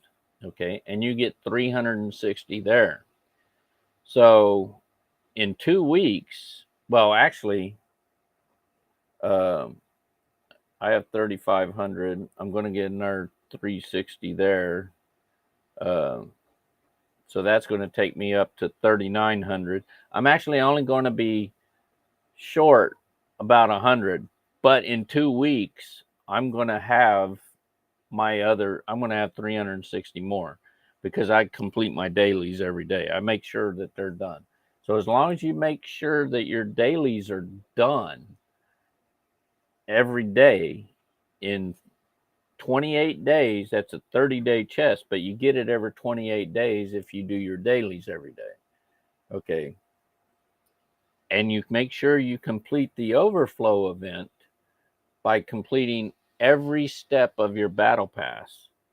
The hardest one to get for me has always been the Dominion one, which is not Dominion. It's I think it is called Dominion. But anyways, it's the one where you gain power. Because I mean, a lot of no one killed my Ferengi. A lot of my power is, most of my buildings, it takes too long. And when that one pops up, you need about 700K to do it. So what I do is I always keep around 1 million, no less than 1 million officer experience on hand, just for that purpose. So I can complete that part of the battle pass event, and there's so many different daily things and so many different events that pop up that give you officer experience. I'm always trying to complete all of those things. Plus you get it every time you kill things, like on your items chest. Don't open your items chest right away. Let them get to the maximum amount. Yeah, it's domination. You're right, Barkman. It is domination event. And I always get those things mixed up a little bit, but and I appreciate that. But I always keep, like I said, a million there, but here, like that's the store. Oh, let's see, I forgot what that was. Anyways, I come in here right now. My max that I can do is 100. Uh, did that? Oh, that's why I'm in the wrong deal. I have 105, so I'll go ahead and open all these. Um, and I picked up another 36.7K officer experience. I didn't pick up any really good ships this time, but I haven't fought anything in Klingon or Romulan space or Federation space either. I mean, yeah, these are good. These are good ships, but they're good ships if you're level 15 to 25. I guess, you know, because once you get above 25, they're going to you'll get swamped by other players trying to fight with those ships. Now, I get Horizons. I like the Horizon as far as I have 3 Horizons um, because they can carry so much cargo, and I can use them after a base is cracked to go load things up. I like the Amalgam is the best ship to use it on that, because the Amalgam it carries more than what it says it has. Like, it's got some pretty good stuff for that. So, but always wait till you open all those chests, because it gives you the chance of getting those good ships, a better chance. If you open one chest, you might find that all you get is explorer parts or something here, or you might get 1 or 2 experience or something like that. But if you wait and open, whether your max is 50 or 100 chests, wait till that max gets there, because you get your ship blueprints the more you wait, I think. It has never failed me, and every time I open 1 or 2 chests or a small amount of chests, I never get a ship blueprint. I always end up getting something else. You know, I mean, like an explorer part or thing, something that you need them to upgrade your ships. Yeah, that's true, but I'm looking for ship blueprints. And I've got, let's see, let's go look at my ships. Let's go see what I actually have in my ships right now. I've got, see, I can build all of these ships. So, I mean, but I don't, because I don't want to fill up my ship's hangar. I mean, I could, when I get to where I need, say, a bunch of gas or something like that, because I'm gonna have something I gotta really do real bad. Uh, I might build something that's gonna give me 3-star gas. Like the Voclus will give me 3-star gas when I scrap it, you know. And I'll build it up till close to max. A good one is the Envoy. The Envoy is a good one to build up fast and max it out, and then scrap it and get some good ship parts and material out of it. So that one's a good one. There's a high Horizon I can build. Actually, it costs 40 to build the Horizon. I have 361 blueprints, so I could build an army of Horizons right now. I don't. I just want to keep 3 on hand, because I want to get one of these cavorts, and I forget which one is where. I always get those mixed up. I don't know if that's the Klingon or the Romulan one. But if you want this one, yeah, it's the Klingon. Okay. So if you want the cavort, you go to Klingon space and kill a bunch of their ships, and you'll start getting blueprints. And the Valkis is called Volkis, not Voklis. But the Volkis is the Romulan one. So you can go there, and I got to find it. It's not, there's the amalgam. I already have an amalgam, and I got 4 blueprints towards another one. Where is that Volkis? It's got to be here. There's the Antares. I got 10 more towards it. There's the Gladius. I got 42 towards the Gladius and 42 towards the Centurion. So there's the Volkis right there. I have 14 towards the Volkis. But if you stick around, if you want these mining ships, and the Volkis is a good ore miner. The Cavort is a good crystal miner. So like you get plus 70% on the Volkis for the ship on the mining rate of ore. For the Antares is and the Cavort, let's see, Cavort is 70 on crystal, and then the Antares should be 70 on gas. Where did it go? It's after the Cavort. That's right. Enterprise Antares. Yeah, 70 on gas. So in your Antares, I'll show you who I have as my crew on my Antares. Let's go look here first. Manage that, and then you can't. One of the drawbacks of this game is you can't check out your crew if they're on a mine. You have to pick a ship that's not on the mine, then go over to it. But if you look, I've got T'Pring. She's a gas miner. That's Spock's wife. You've got 1 of 11, which you can't look at him unless you go into there. And then I have Grush. So in looking at my ship right now, my cargo capacity for my Antares is 1.56 million, and my protected cargo is 60K. If you go to my officers, and we'll look at, say, T'Pring is my captain on that one. So looking at her, actually, you know what? I could have looked at the ship and I could have told you right off the bat.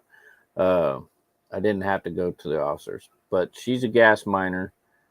And let me go back to the ship, because for those that don't know how already, I can show you how to read that. But let's go manage, go to my Antares.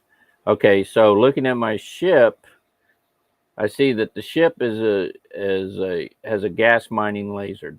Your top reading is the ship, and my mining rate of gas is increased by 144.1%, and that's because it's a level 20. It'll go up every tier, if not every level. But so T'Pring as captain, that's the captain's chair, is your next one. She gives me a mining rate at her current tier and officer level. She gives me a mining rate of 40% increased. So my mining rate is now 40% higher, even after that. You know, of the 144%, and 40%, and then she gives me 200% protected cargo. 1 of 11 as a bridge officer gives me in there 35% protected cargo, and Grush gives me a warp range of +8. Now his captain ability is protected cargo, but and I could actually have him in there. You can't see it because it doesn't show up right now. But you can see it if I go to the officers and I come down here to Grush, and we look at his captain's ability, he gives me a 100% protected cargo. I think T'Pring is a little bit less, but it's the mining rate, because I want to get as much as I can, as fast as I can, and hopefully get out of there before they hit me. And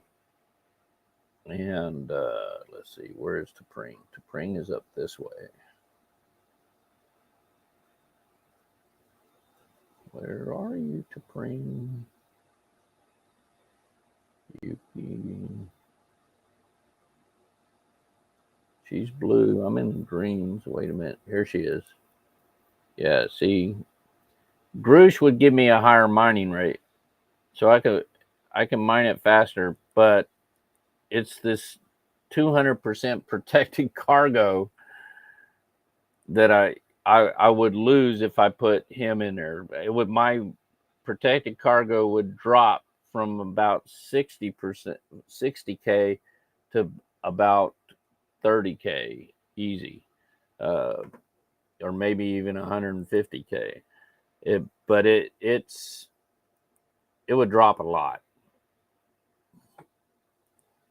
And let's go back. Now that I'm done talking about that, finish this out.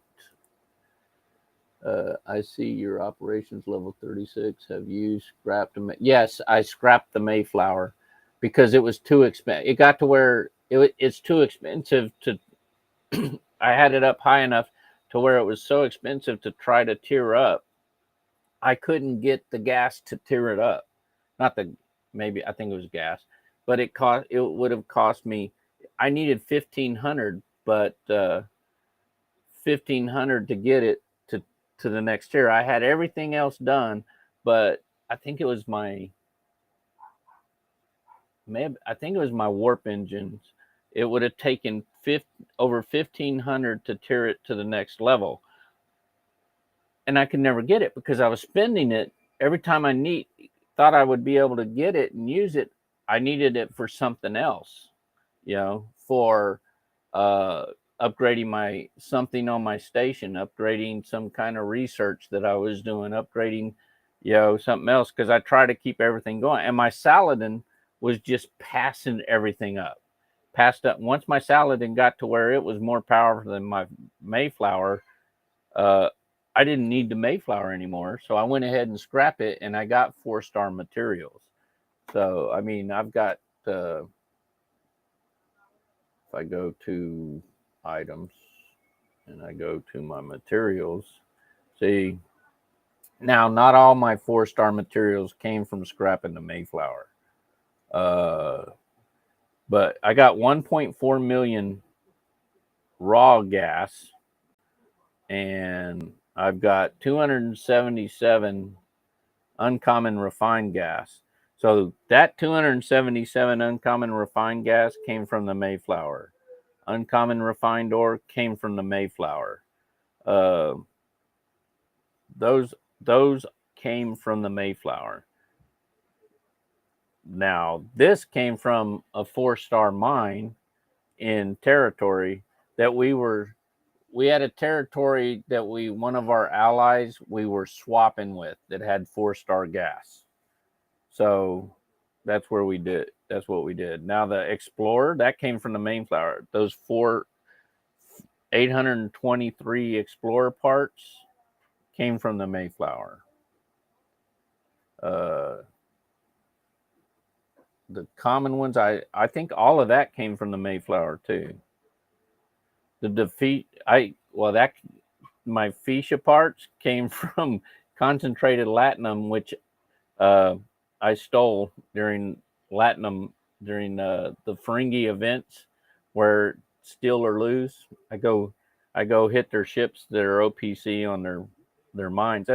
That's really, the only way you can do it without people yelling at you. So, I mean, yeah, they won't always yell at you if they're OPC, but during that event, which is the what's that Ferengi event called now?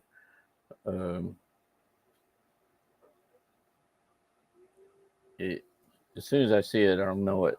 I'm sure you already know it, Barkman, but oh man, I know what I'll do.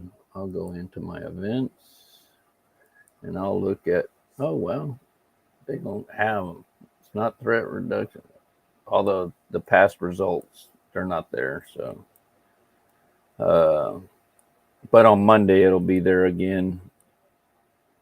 But you can either mine it, you can go mine it, but I don't have anything that can reach the concentrated latinum, and I don't have a Fisha yet.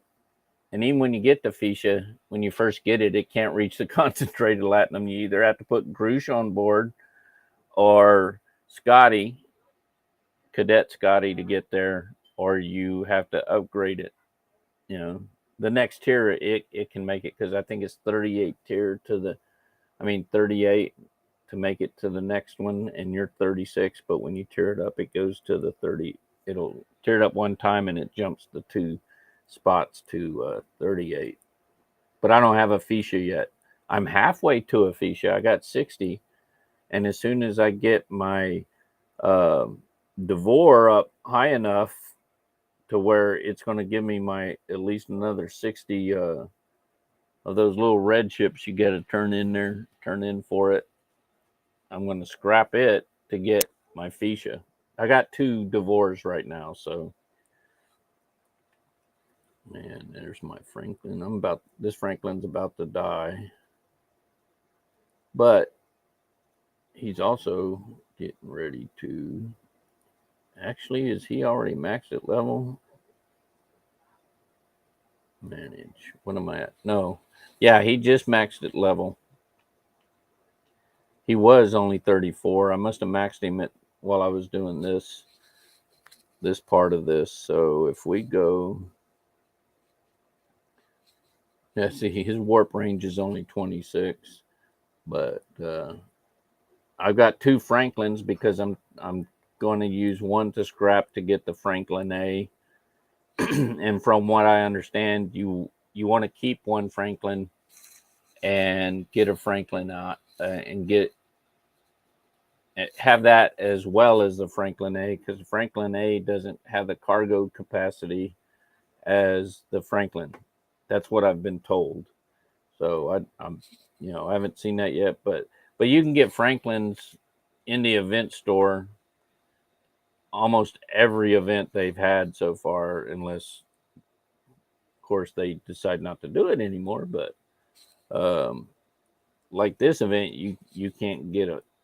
It's not in this event, but it was in the last one. It was in the event store for the last one we had for the 20-day battle pass. I'm working on these too, because for my Vidar, I want to get that Infinitus. So I'm working on those shards for it. And this is all from Trekmas. The plaid is from Trekmas. This is from the 6-day battle pass event store right here. All of the plain ones are from the 6-day battle pass. And but in Trekmas,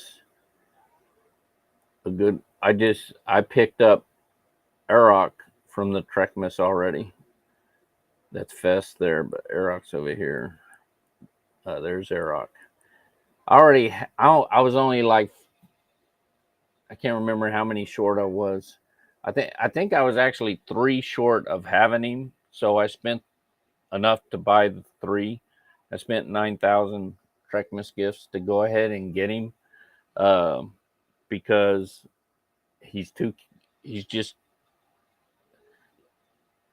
6,500% to my concentrated latinum. So I could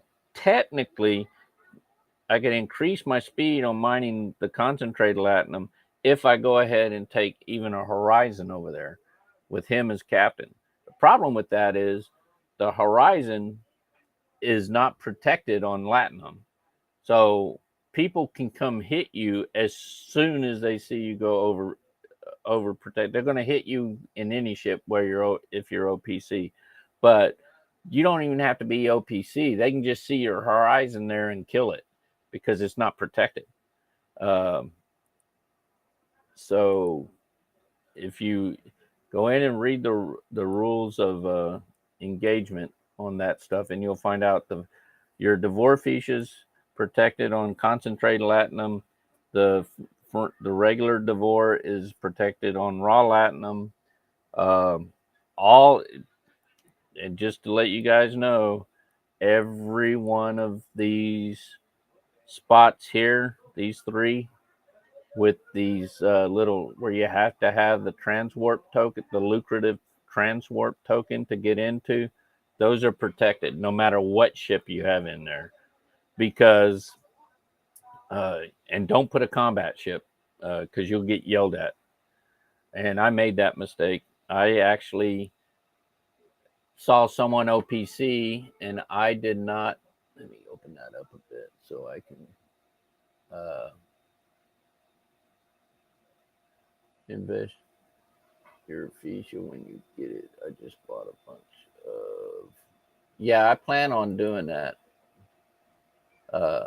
Feature parts in the event store, and now my feature can reach warp 8 190. Yeah, on that last one, I bought all 60 parts. That's not, I maxed, that's the max you could get. The Ketracell stuff, the max amount that you could get was 60. So I went and spent it all on the 60 that I could get. Now, another event may come in and do 60 more next time, you know. So that's what I'm hoping for. Wow, your Fuchsia can reach warp 190? That's freaking awesome. My second best ship can only reach 180. But yeah, if you go to a system that is like, say, warp 140, okay, I'm using hypothetically. Let's say you get that ship there that can, you get a ship, I mean, you find a spot where you can put your base in a place that has 140 warp range where you can settle it. You know, you can move your station to there. But everything else around it is, say, warp 100 or warp 80 or warp 70, with the exception of that one that's warp 190. Um, you can park your base in there, just bring them all home. All your ships are at home, then park your base in there. Or you can leave your Fuchsia out there, and all the rest of your ships are home, and move your base there. And now you can hit all those other areas to complete missions and stuff that are actually, maybe they were too far for your ship. Maybe your ship's like warp 70, but that, and you can't reach that warp 80 spot, so you can bring it in there. You know, things like that. I run into that all the time. Now that my Saladin can reach, see my Saladin, I'm going to go ahead and swap that out. Manage. Swap that out. I'll bring in my Saladin. My Saladin it's 1 point. Well, it's higher than that with a different crew, but his warp range, you know, my warp range is 60. So there are deep space areas you can get to in a warp 60.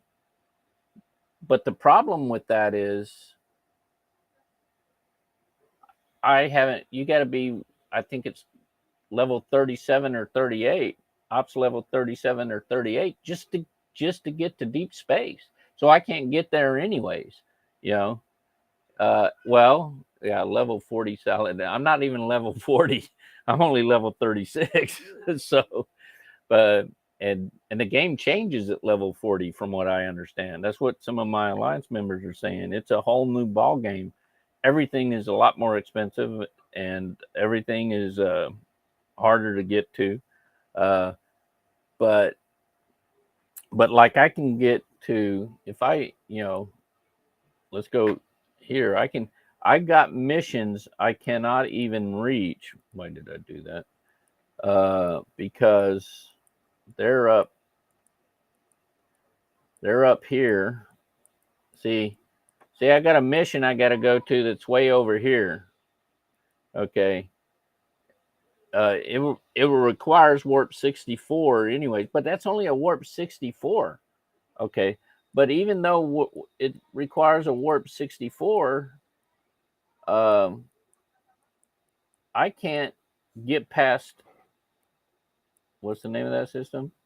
Hakona, because I got to be able to go to deep space.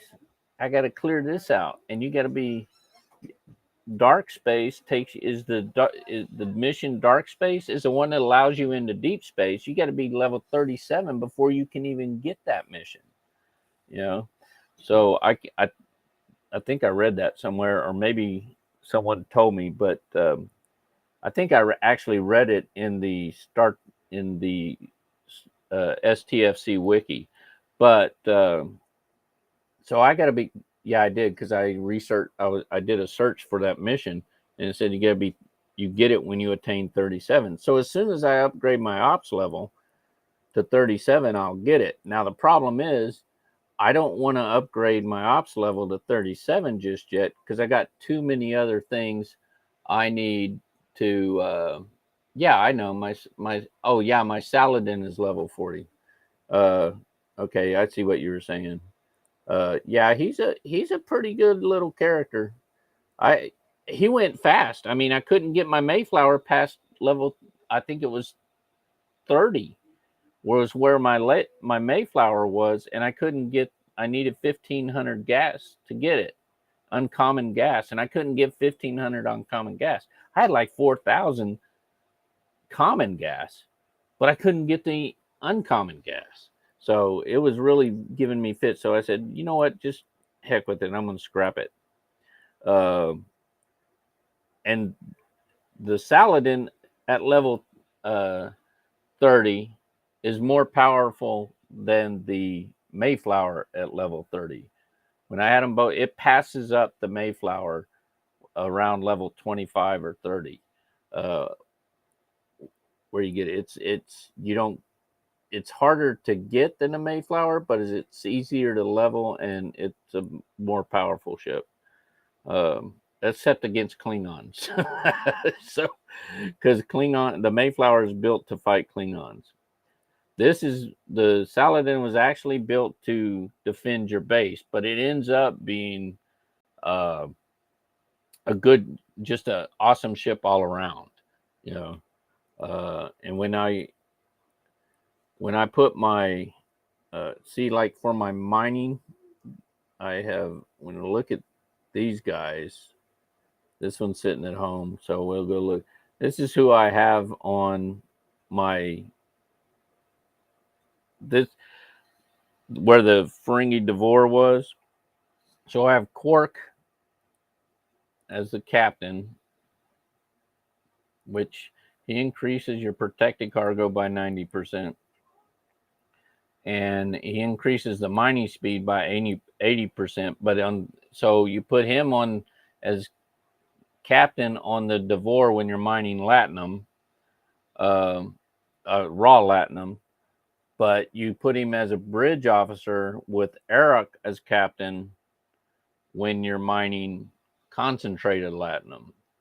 And that's because of just his protected cargo space. Now, whoops, I didn't mean to swap you out, but did that change the power? No, it just changed the things. So with Joaquin, that sea ship is, I swap all my miners around, so I have a little bit of everybody in there.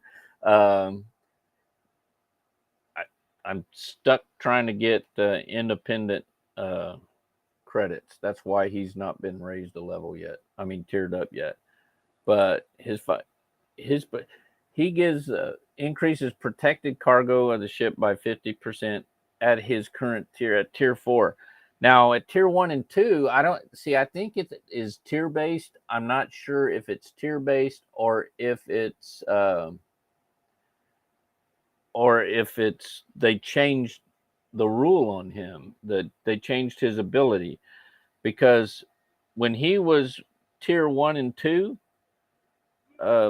his captain maneuver wasn't protected cargo, it was max cargo.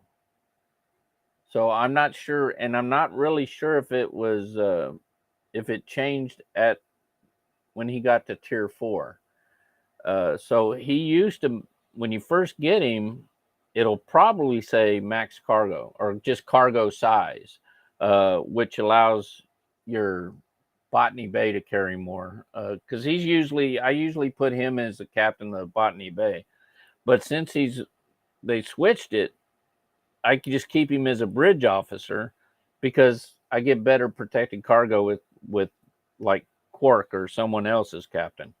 And walking, but his mining rate increases it 100% again on top of the Botany Bays increasing it 6,000% or whatever it is. So when we're sitting in a Botany Bay, uh, I'll put them in the Botany Bay just to show you. I'm mining at almost.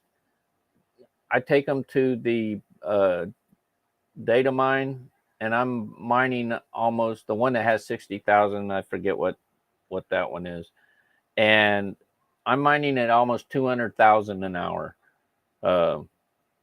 So, and this guy he does gas. So if I find myself in need of a lot of gas, I'll throw him in a captain's chair and head over there. But he also, his protected cargo is plus 300%. So everybody on my bridge is protected cargo here. And let's just go back and throw my my Devore back in there just for a little bit before I put the Botany Bay in there. Now, if I go in here and I look at the details, my max cargo is 162K on my Botany Bay. I mean, not Botany Bay, on my pig, the Devore. But my protected cargo is like 85% of that. You know, 146, almost 147K, only 0.07 away from 147K. So we'll just round up and say 147,000 units of latinum, raw latinum, are protected.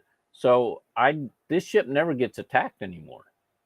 He never gets attacked, and that's one of the things I like about that crew. Now let's go ahead and swap it out and put the Botany Bay in there. Now the Botany Bay, you don't see those same stats for the protected cargo.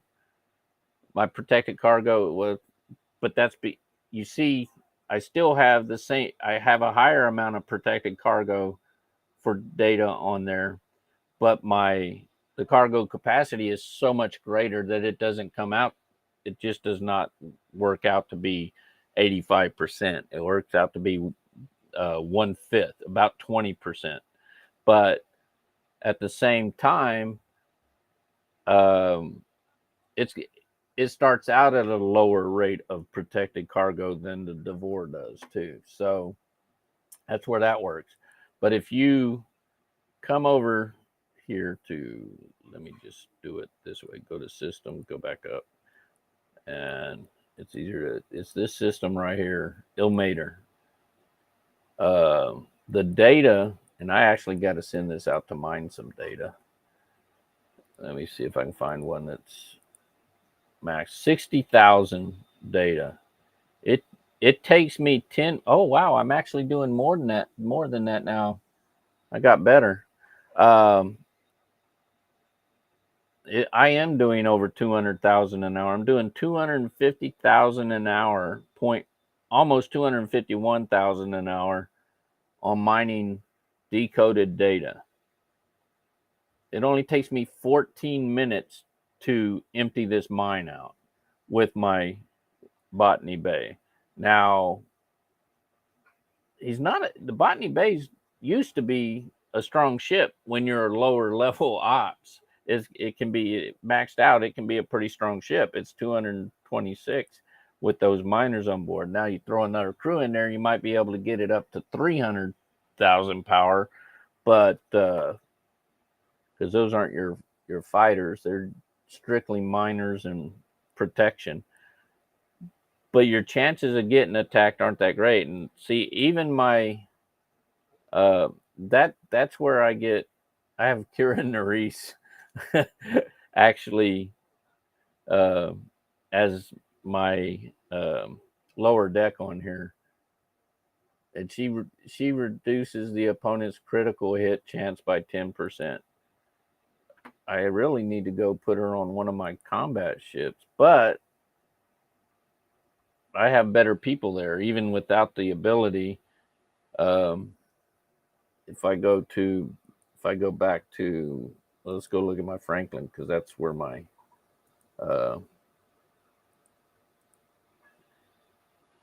we'll look at here, and we'll look at my crew on here. I got 2 lower deck abilities. I got Badgie and I've got Boimler. But my other lower deck guys are all generally, or my other 2 lower deck guys on there are I think it's Kirk and Spock. Epic Kirk and Blue and Rare Spock. But the Boimler effect, he does plus 50% to all mitigation stats, and Badgie is 23% to all penetration stats. So Boimler is defense, and Badgie is offense. But if I drop one of those other 2 guys, then it ends up a less powerful ship, and I have a hard time winning with it. So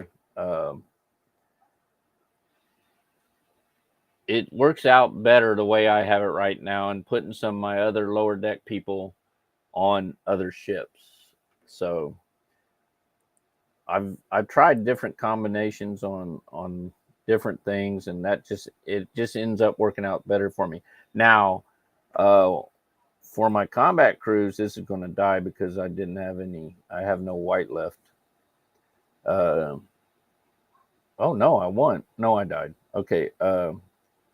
But since I can look at the whole ship now. So before I head back out there, let's go ahead and manage it. Let's go to assign officers. So here, and actually it's she's green. I could probably replace her, but when I got my Saladin in there, it's Kirk and Khan and my back group. So what I'll do when I'm fighting reds, this is my red hostile crew. When I'm fighting hostiles, Kirk takes over the captain spot. Okay, I think. Oh, I can't swap him out because I'm not in my Saladin. But I actually have to look at Khan. And then Kirk. What's his bridge? Oh, okay. So Khan, when I'm fighting yellow hostiles, Khan becomes my captain. Kirk and Spock become my bridge officers because of because when Kirk is a bridge off, his bridge officer ability is has 70% chance of inspiring morale for 2 rounds. Well, which is almost every time he does it. So, and then Spock, Kirk is logical, Spock is illogical.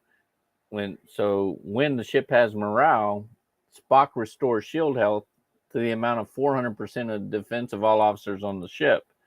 So when you look at your officers, oh shoot, I didn't mean to change her out, but it's you add all their defense abilities, and 400% of that is that's 4 times 269 just for Moreau alone.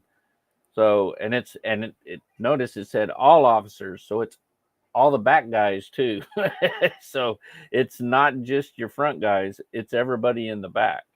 Now, if it said all your bridge officers, it would have been just your top 3. So, but it says all officers on the ship. So that actually works out pretty good. What happens if I take where did regular Kira Nerys? Kira Nerys. I gotta find her. I have her. Oh, there she is. So if I was to take her and throw her, see, she's only got 926 versus 3865. If I do that, see how much it dropped. And it dropped everything. Granted, she stops the criticals, but it dropped everything drastically, you know. So if I go back and from 377 528, it went down to 375, and we're looking at 80, 100%, and 80%. So you dropped in each of these by 10, at least 10%. Maybe it was the first 2 by 10%, but still, that'll get you killed in a combat sometimes. Now, for some reason, taking these 2 out will get you killed too. Even though you may end up more power up here, these guys, because of the mitigation and the other ability of Badgie, the haha, you're gonna die. The armor penetration. See, that's every hit, every round, every combat. Whereas the other one, they got to roll a critical hit for you to get that.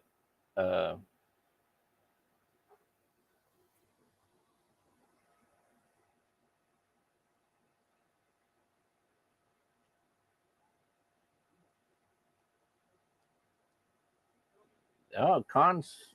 Is it? Let's see, what is it? Ruthless Mastermind. Yeah, it is. Well, actually, I might put Con on the bridge. Yeah, I do. You're right. You were right about that. Con is on the bridge and Kirk is captain, because Kirk, I made that mistake, but it's the 2% cumulative chance of increasing your chance of a critical hit every time your ship gets hit that I use for Noonan Singh, but the Con Noonan Singh. Whereas Kirk gets both his leader, as long as the ship has morale, all officers of the ship get 40% to the stats. So all officers are getting 40%, and I actually misspoke. Kirk is my captain, and Khan is a bridge officer, but they get the 40% there to all their stats, or I think it was. So yeah, 40% to all their stats, their attack, their defense. So you add 40% to every officer, okay? And then with Badgie, you just increase every officer's defense by 40%. No, is it? No, it's not that one. And it's Boimler, right? Was it Boimler? Or no, it is Spock that I was looking at. So yeah, I'm live. Yes, I know. I'm going to eat in a minute. I know. Spock's illogical. So you've increased all the defenses, since this is based on defense. You've increased everybody's defense by 40%. Now your shield's health goes up by 400% of that new stat. So that's a lot. I mean, and it really helps against yellow hostiles. For the longest time, it took me a long time to figure that out, but for the longest time, I was still using my red crew, and I was still dying. And I just started playing around with those officers, and I'm like, wow, I just beat a yellow that I wasn't supposed to beat. So that's how I figured it out. Yeah, let's go ahead. That didn't affect anything on the way they sit, but what I got here, I can upgrade. It's still only that. But I'm up to 440 of 750, and I'm up to of 531. I need 90k roughly to raise my power, raise my shields. Okay.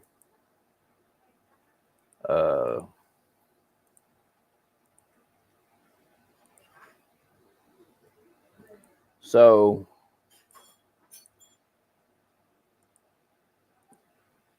let me. How many more do I need on those dailies? Did I get all 50? Oh yeah, I've already done all 50. I've already killed all 50 of those. No, I didn't. They're right here. I got 14 more to kill. So I'll go do those 14, get these, and that's going to give me another 50. Whoops. Wrong thing. Another 24, another 20, another 30. So I'll get another 54 out of that, plus whatever's on board when I kill. I usually end up between the two making about 120 of the frequency modulators. Oh, yeah. Hey, babe, everybody said hi to you. So, yeah, that's my beautiful wife, half my age. I said, everybody says hi to you. Oh, why? Because I got tell Lady Take or chat says hi.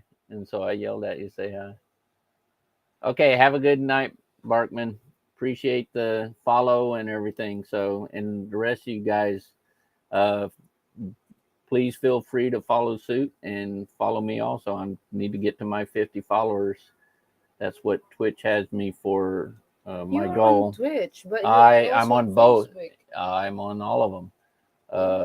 So, but you have a screen popping in there. I got this because I can't. The messages weren't showing up here for a while, and now they're showing up. There's a delay on when they're showing up. They were showing up here, but not here. Here, I'm showing. Well, they're showing up now. It's just a delay. Know. Hold on, over here. So, anyway, so anyway, here, sure. I know. Thank you. Your brother already brought it to me. As I was saying, Happy New Year, guys. Yeah, Happy New Year. Got to call my son in the morning, so his birthday is today, but today in the States, well, it's still the 30th, but he's at work right now. I'm in the Philippines, so I've been here. We're coming back in March. We live here half the year and there half the year, basically. Skip the cold winters. I'm getting too old for those. But anyway, so I forgot where I was now. I got to talking. You gonna call your son? Yeah, I was. You're in the Philippines. Because I'm in the Philippines. Okay, so yeah, I'll call my son in the morning because it'll be nighttime for him and he'll be off of work and because he can't answer his phone at work. Oh, I got stuff I can get. I haven't finished that. Wait, I got to hurry up and finish that. How much do I got left? Clear the coast is there. Crucible of War. I'm almost done, I think. Solo milestone. Oh, heck, I haven't even reached the first level of solo milestone yet. I'm at 8. I still got 18K, so I got to knock this I gotta get on the ball here and knock these out. I only got 3 hours to do this. Let me head back over to level 32 area, and once I get these 14, I'm gonna hit Jim Hadar space. That'll knock me out real quick because I'm killing. I can kill level 42s in Jim Hadar space with my Saladin pretty easily, even though they're kind of more powerful than me, just because of the crew.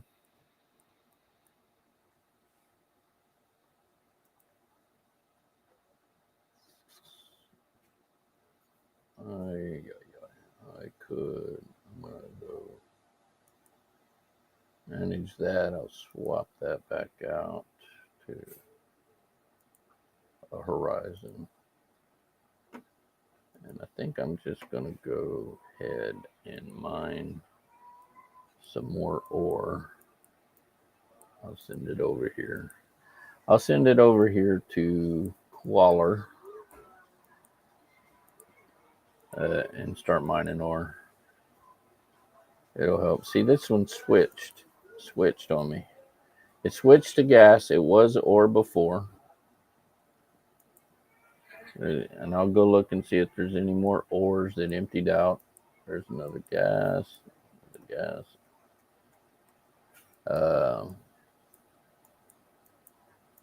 Nope, they're all gas. There's no empties over here at all, though. So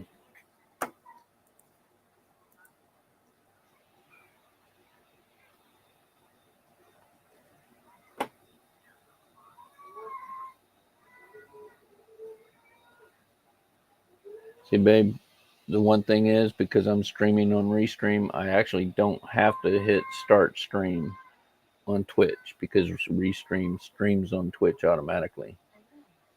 So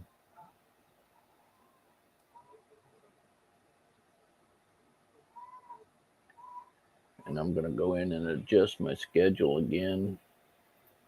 Anyways, on Twitch, I'm gonna move it back to what it was.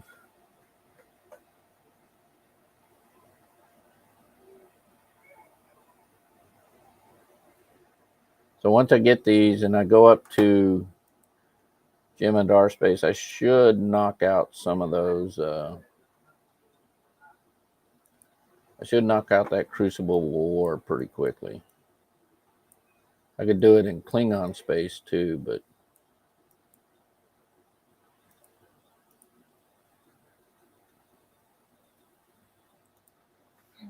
okay, here we go. And then I'm going to switch to that other game that I really, really like. It's called This Land Is My Land, and it's where you're a Native American and you're trying to take back the land that the settlers and the army has stolen from you and ravaged from you. And I find it an amazing game. You can get it right now. It's on sale on Steam because they're having their Christmas sale still. That's when I got it. I got it for less than $10. I can't remember exactly. I think it was $6, but I can't remember, to be honest with you. But it's the graphics are some of the best I've seen in an MMO type game. I wasn't sure if it was an MMO when I started playing it, but they do have trading with other players, so that pretty much by itself tells me it's an MMO. I went and traded. You get trade coins. You get I think it's over 7,000 to begin with, and I went and bought me one of the, just to start out with, one of the better bows. After I figured all that stuff out, and I bought me a repeating rifle because I was getting my butt handed to me left and right in that game. I had grizzly bears killing me. And all you can do when a grizzly bear starts running towards you is hunker down, lay down flat, and they'll sniff around you for a while. But if he starts to walk away and you start to even crawl away, he'll come back, even if you hunker down again, and he'll just whack you. You. That's what happened to me. And like I said, I got killed like 4 times in a row by grizzly bears. I said, you know what? I got to restart this character. So I went and restarted him. But I had accidentally clicked on the harder version of the game to play, because I mean I had started a character before at one point to when I was first learning the game, and I was able to I should have just kept him. I said, you know what, I'm when I start streaming this, I want to start with a new character that people can follow me from the creation, but and they can basically learn right along with me how to play the game if they've never played it. And I was doing that, but I clicked on that harder version of the game to start that new one, and I was like, I start out in a whole new area, and then I got killed right off the bat. Then I got killed like 4 times in 2 hours, to where I just really couldn't do anything. Then it spawns you in an outpost that's a little ways away from where you died, the nearest outpost close to where you died. But as soon as it spawned me, the army was already there. They had an army patrol had come up, and they were right on top of me. So I was like, as soon as I get spawned, I'm getting shot. And I'm like, what in the world? I don't even have any arrows yet. Because every time they kill you, they take all your stuff. The only time, if a grizzly bear or another creature kills you, whether it's a cougar or whatever, I haven't run any of those yet. But when a grizzly bear kills me, I still have my stuff, at least most of it, But when humans kill you, they take your stuff, all of it. So, and then you got to go back and you can kill, you can grab people and interrogate them. And then what I do is when it says they have nothing left to say, there's 2 things you can do. You can intimidate them or you can kill them. And I did an intimidation, and you smoke some sage over this guy and do a little dance and stuff, and then kick him several times, and he runs off and he never comes back. Or you can kill him. And if you kill him, you can take all his stuff, and that's what I do. I loot the bodies and get all my silver, and that's where you can pick up rifles, you can pick up weapon blueprints, you can pick up all kinds of stuff. Because other than looting a weapon from a body, you are not ever going to have anything other than bows unless you pick up the blueprints. And you can do that when you search their cabins and their tents and everything. You can pick that kind of stuff up. You'll also pick up letters and newspaper articles that deal with things that you're trying to accomplish in the game. I am trying to get armed escorts. Armed escorts. There we go. There's one. There's Chang. Yeah. Chang, for some reason, just does not seem to be. I don't need you there, actually. I've already got a 2-star armed escort. Pretty sure I don't have any level 3s. Let's go ahead and put you in there. Yeah, you're still a level 2, but you gave me a higher chance. Even the rares only take me up to a 42% chance. Sir, kid, over your blue. It's like, let's come down. I think I am going to, let's try Nero. No, Nero's a captain. I know something's going to pop up when I need a captain. Let's try Eurydice. 61%. Okay. We'll go with that.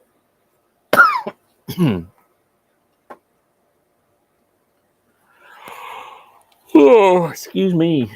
Didn't mean to yawn. We had to go over to the island, the other island where we're getting our house built, and check on it today, and we do some stuff where we give back to the community. Like I played Santa and uh, gave out candy to the kids and stuff like that, uh, and it was a lot of fun. Had a lot of fun doing it.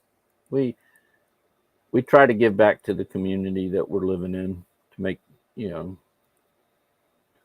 know, I think it's always good to do that. No matter where you live, whether you live in your own country or you're living in uh, another person's country. Like I'm an American. I'm from America, but I retired to the Philippines, met my wife, and we live half the year here, half the year there, and I try to give back to both communities in some way because I think it's the right thing to do.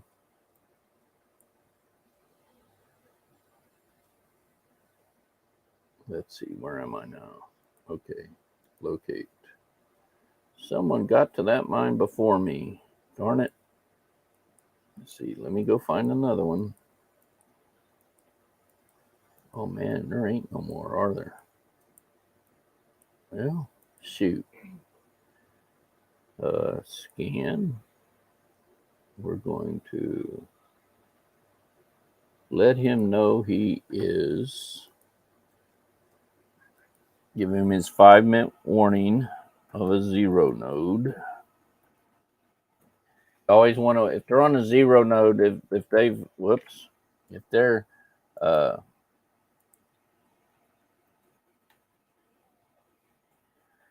if they're on a zero node, in other words, if they've depleted the mine and they're just sitting on it, it's okay to kill them, to kill their ship.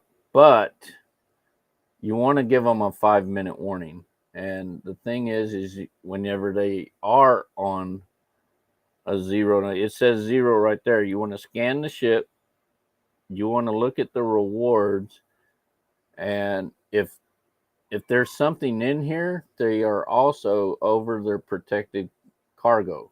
If they are, that's called OPC. If they are OPC, you don't have to give them a warning.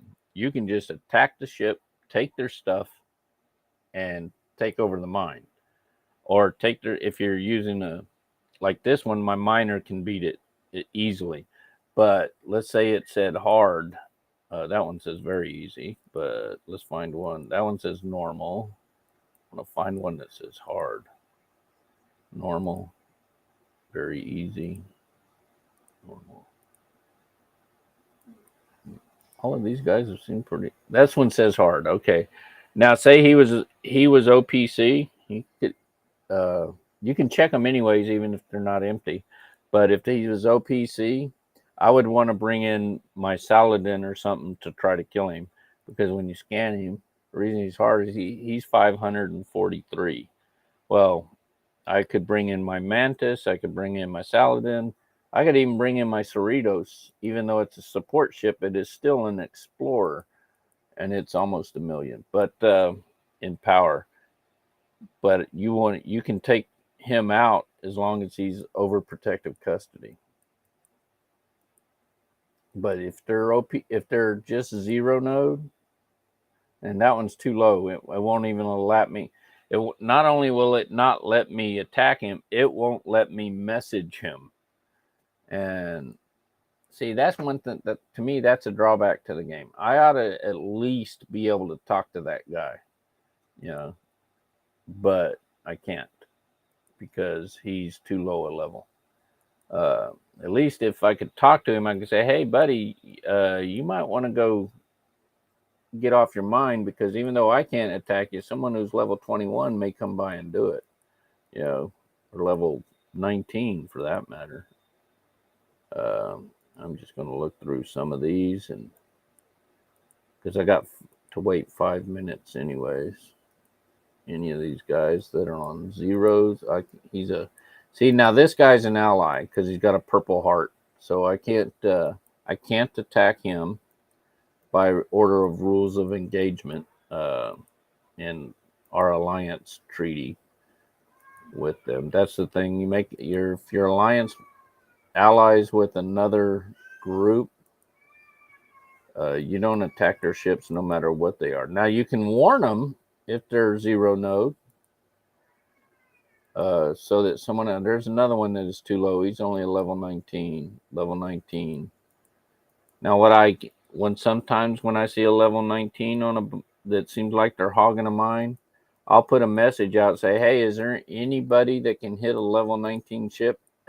Because he's parked on a mine that he's not getting off of, and it's been zero for however long. I'll come back and check on it, and I can do that.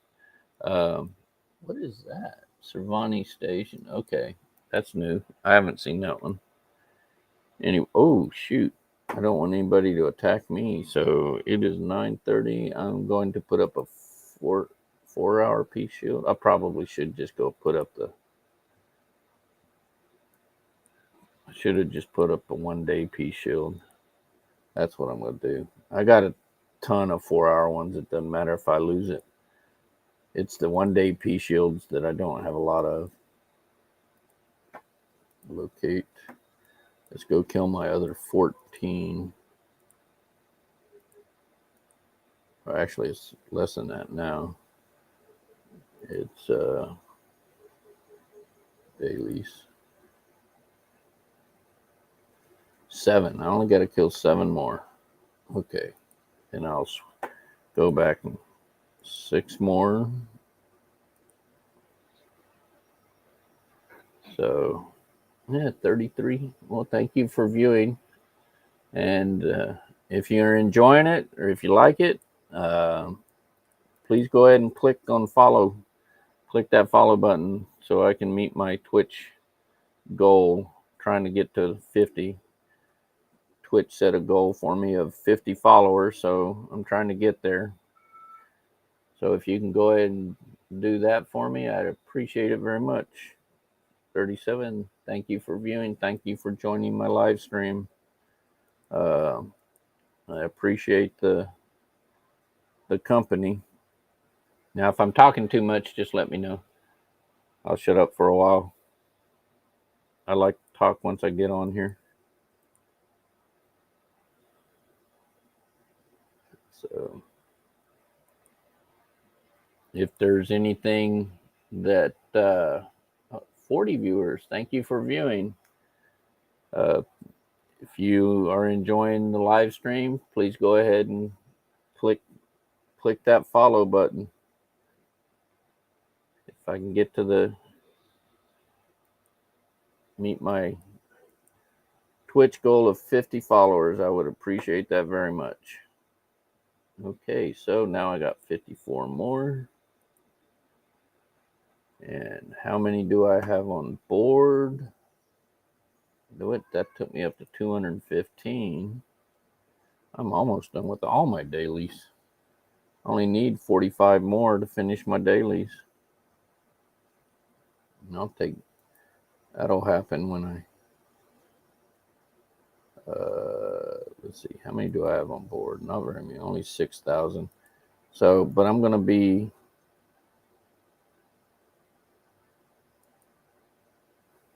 you know what? I'm just going to kill a bunch more real quick. I'll kill enough to knock me down. Maybe that'll give me enough to get my other thing. My shields. Let's see, I need to go in. So I need 531K for my shields. Let's go check my items and see how many I actually have now. Let's see, there they are. Oh man, 31 and 6. I'm almost there. I need 37K more. I'm at 6K, so I'm at 7.8K here. Come on, give me to 36. You're not going to give me 36 because you're going to die. But I'll definitely be there tomorrow. So one more day before I can upgrade my shields on this thing. I actually have 2 Franklins. This is my weakest one. I have 2 Franklins because I'm getting close to getting the Franklin A, and I'm gonna scrap one of my Franklins to get to Franklin A. And I'll keep the other one. Because if I get the Franklin A, I'll get credit for 3 kills on every swarm that I kill. So I'll need 1/3 as many kills to finish my dailies. Plus the Franklin A has a lower cargo rating, so it can't carry as much cargo as the Franklin. That's one of the things I understand. I haven't seen a Franklin A, so I don't know about that, but I've had people tell me that have Franklin A's. So I'm at 10K. Yeah, I'm about 2/3 down. Just kill these guys. Come on. Crucible of War.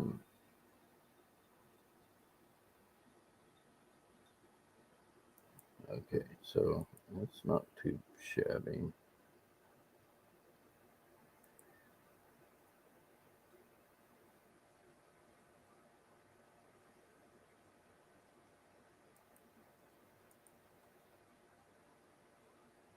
One thing I found out, one of the things, the way the combat triangle works here, let's see. They used to have it on here. It used to be on your ship, on this little targeting thing. It would tell you which ships. There it is. So the interceptor is supposed to be able to kill a battleship easier. The battleship, the explorer, and the explorer, the interceptor. But when you're in Jim Hadar space, I think this goes out the window because I can actually kill interceptors that are the same level as the battleships, and the battleships end up killing me. So I had one guy go, "Well, battleships are tougher than interceptors." Yeah, generally, but your interceptor is designed to fight the battleship, and it actually lowers its defense rating. We even, like for this one, let's see. Well, this one's sabotage. It says when fighting swarm ships, the Franklin damage is increased by 20,850%, and that's because of the frequency modulators. I think the way they work is they interfere with the swarm's capability of working as a swarm fighting you. So they have no shields, so they use each other to shield each other. And if they can't work together in such a way that they're shielding each other against your attacks, then it makes it easier for you to kill them. And I say they have no shields because they have no shield rating. When you look at their ships, when you scan their ships, let me show you here. We'll go to scan, go to the information, and you go down here. It's got shield piercing, but you go to defense. It has shield deflection, But look at the shield health. So that shield health is 0, which means that each individual ship has no shields, and they're using the fellow ships in the swarm as their shield defense. So that's why I say they have no shields to speak of. Unlike the Explorer, which has a shield health as well as shields, or an Interceptor, or any of the others.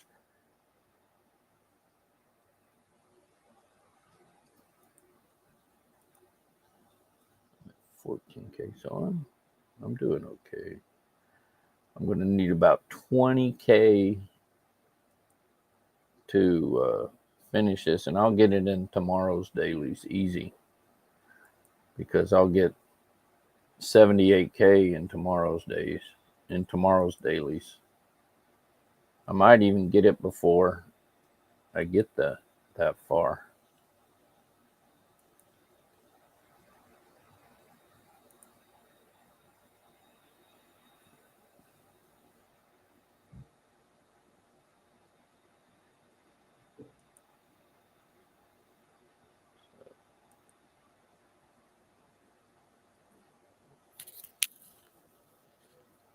But again, thanks for viewing my live stream. I appreciate it a lot. And if you're enjoying this episode, please go ahead and click that follow button. I will be doing. I just got one of the Crucible ones, the first tier of it. So, which is 7.5 million par still. I have billions in par still, so that doesn't really help. I'm trying to get to those gold star recruit tokens, so that I can go up here into the officer recruiting and click on the gold recruit trophy. If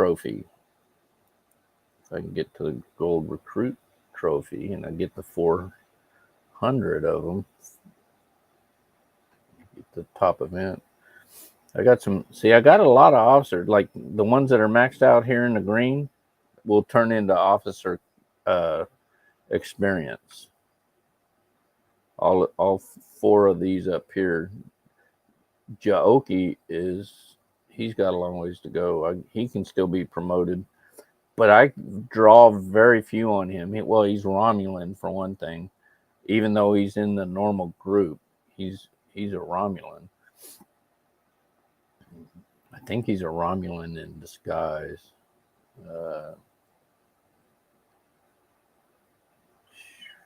Shattered defenses helping.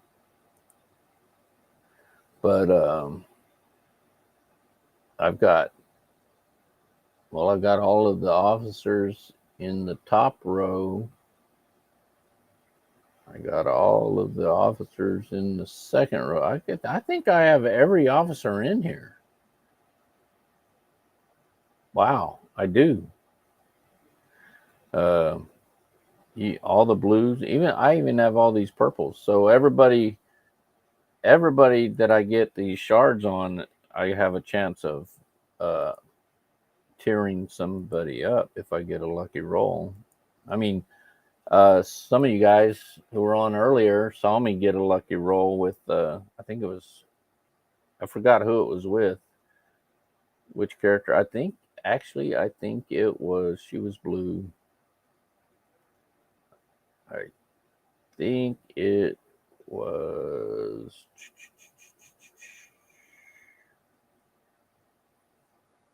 Yuki.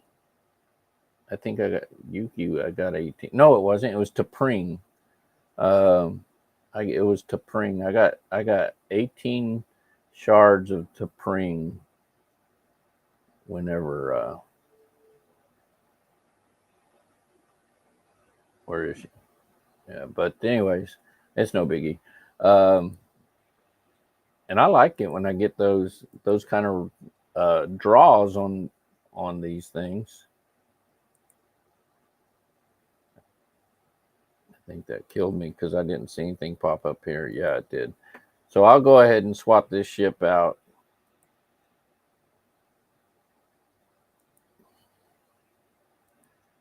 With my Saladin. And, well, let's just check it. I bet it's still, yeah. See, I got 512 of 531. So, darn. I got 19K more to go. I'll get that tomorrow. And swap ship. Get my Saladin. Go up here. I'm going to go over here to Jim Hadar space. The way to find it, if you played the game, or even if you played the game and haven't found this area of space yet, the way to find it is you come over here to you can start right here where Borg space is, off of Federation space, and you can just follow these over here. Now you're in straight over to the left. This is Kardashian, and this long line up here, this goes to the Gamma Quadrant. And this is where all the Jim Hadar are. So, but I'm going to go for this system right here, the level 41 system.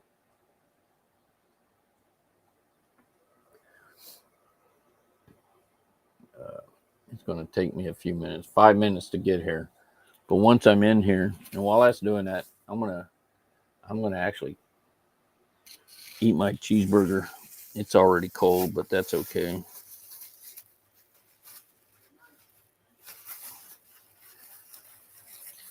Oh no, it's still warm actually. Hope it doesn't bother anybody that I'm eating my cheeseburger, but I haven't had anything to eat all day really.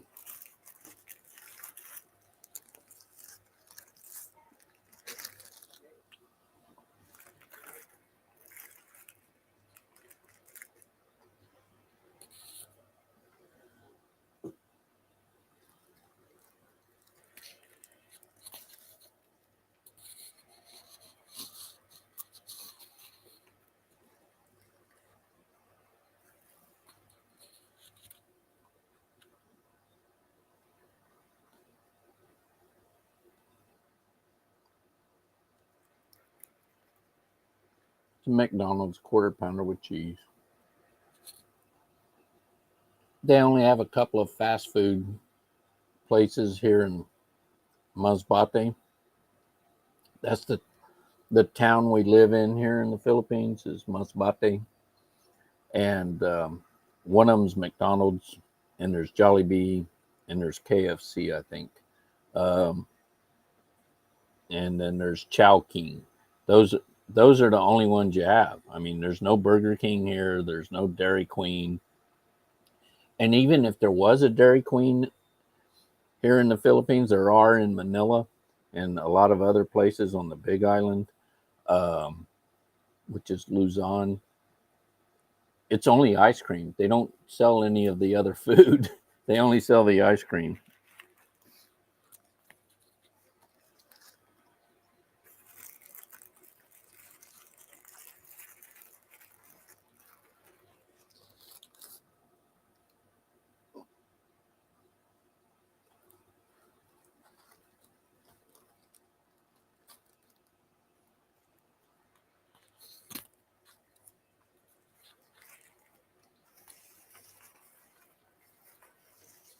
Holy moly.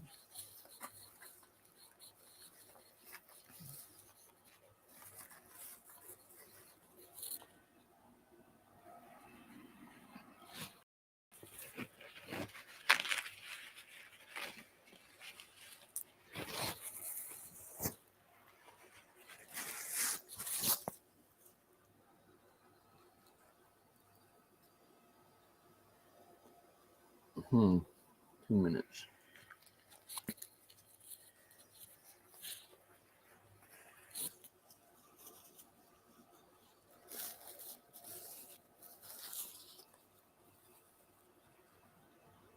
I'd like to thank my new viewers for showing up and joining my live stream.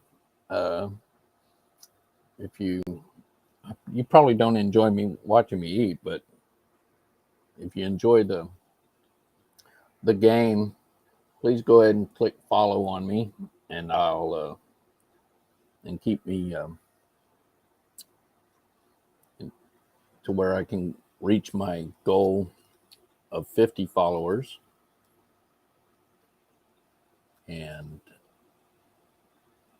I can try to make this a better episode, better show. I do other live streams too. I do Lord of the Rings online, and I do This Land Is My Land, which is a Western one.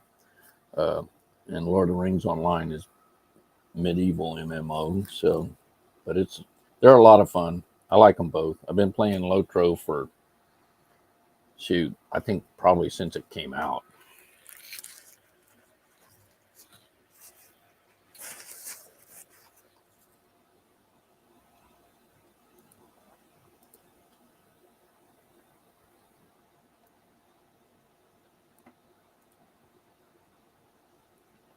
Now, you'll notice that this ship has me by almost 2 million. Okay. But I can kill it with relative ease. But this 41, which is about the same, will actually almost kill me, which is weird. I find that weird because based on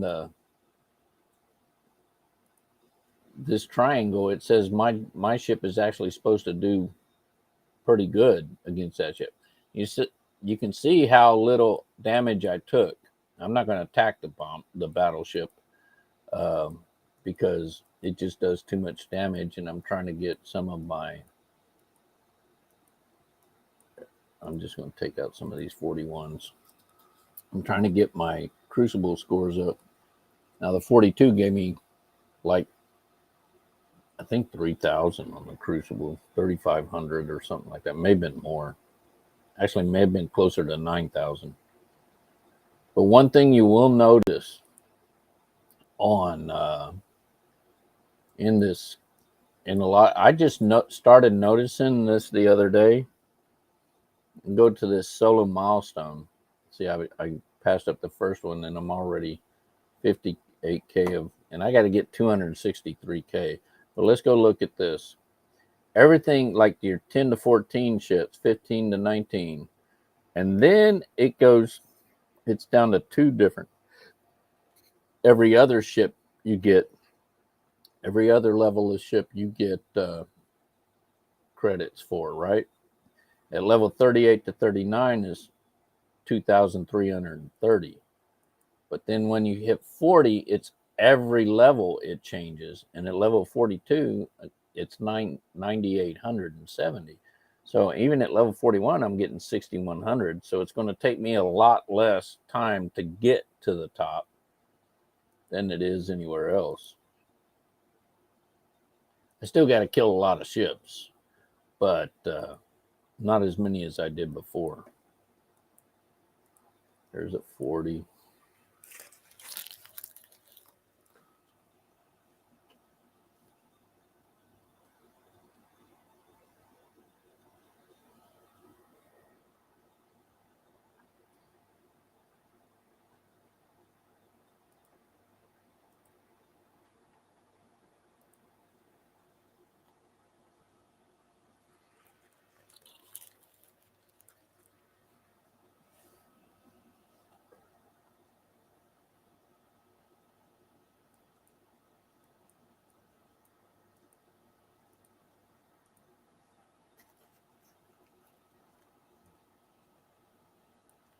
He waved himself off.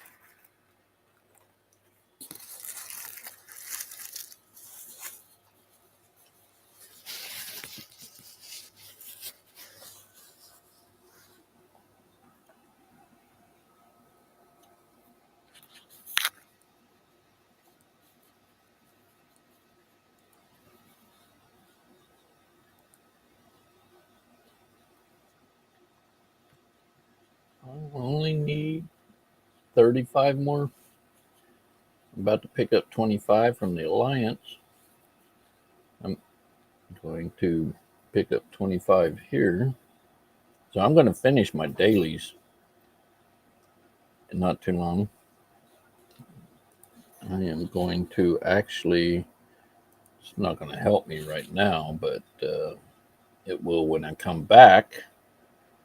Let's go to, let me go, let's see here. Well, actually, this will help me right now. Just do that. But when this dies, I'm going to go throw in my interceptor combat one. Well, there's 5 points right there. So now I only need 30 points.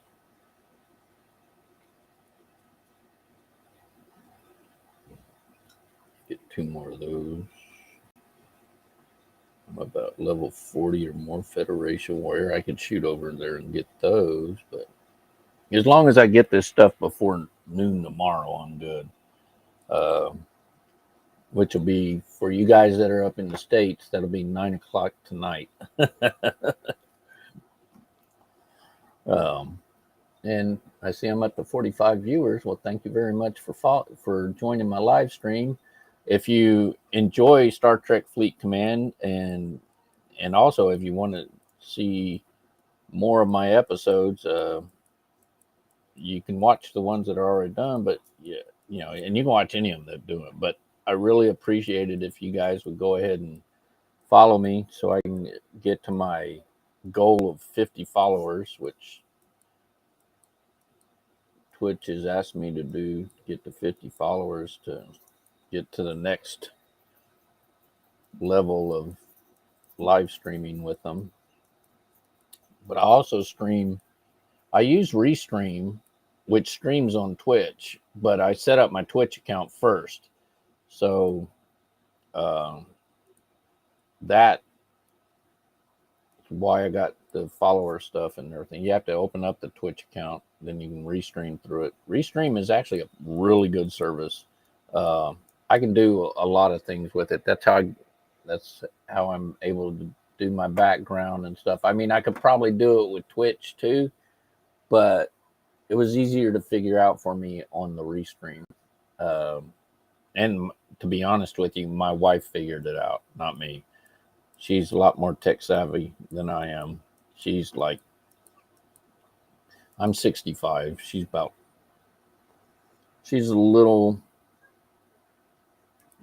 close to half my age. So let's just put it that way. But I met her when I came to the Philippines. We got married. We've been married for 5 years now. This July 12th will be 5 years coming up.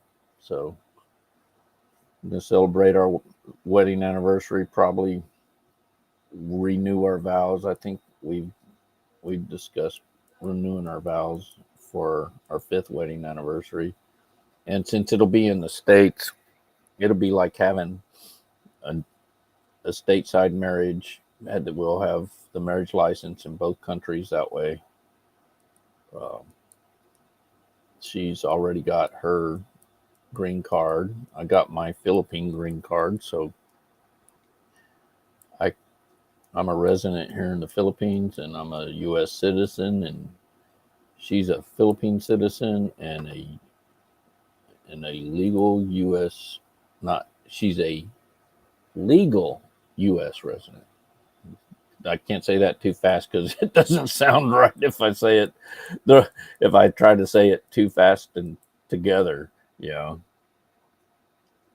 So, but she's got her green card. We got stuck there during COVID. We actually went there on vacation for Christmas of 2019, and she went there on a tourist visa. We weren't planning on staying. We were planning on coming back here. And we were going to stay a little over a month and come back in January. Well, my mom's husband had a massive stroke and ended up dying on on December 30th, 2019. So it was 3 years ago today.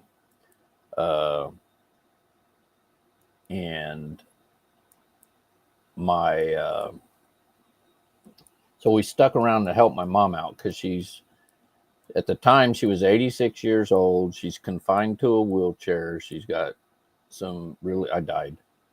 She's got some really serious health issues. My brother and sister were incapable of you know coming up to help her because well work and stuff like that and other issues. My brother works, and then there's other issues with my sister as to why she couldn't come up and help. But so we stuck around to help her out. We made our sacrifice to help her out, and we were going to come back when she got back on her feet, which we figured would take about 2 to 3 months.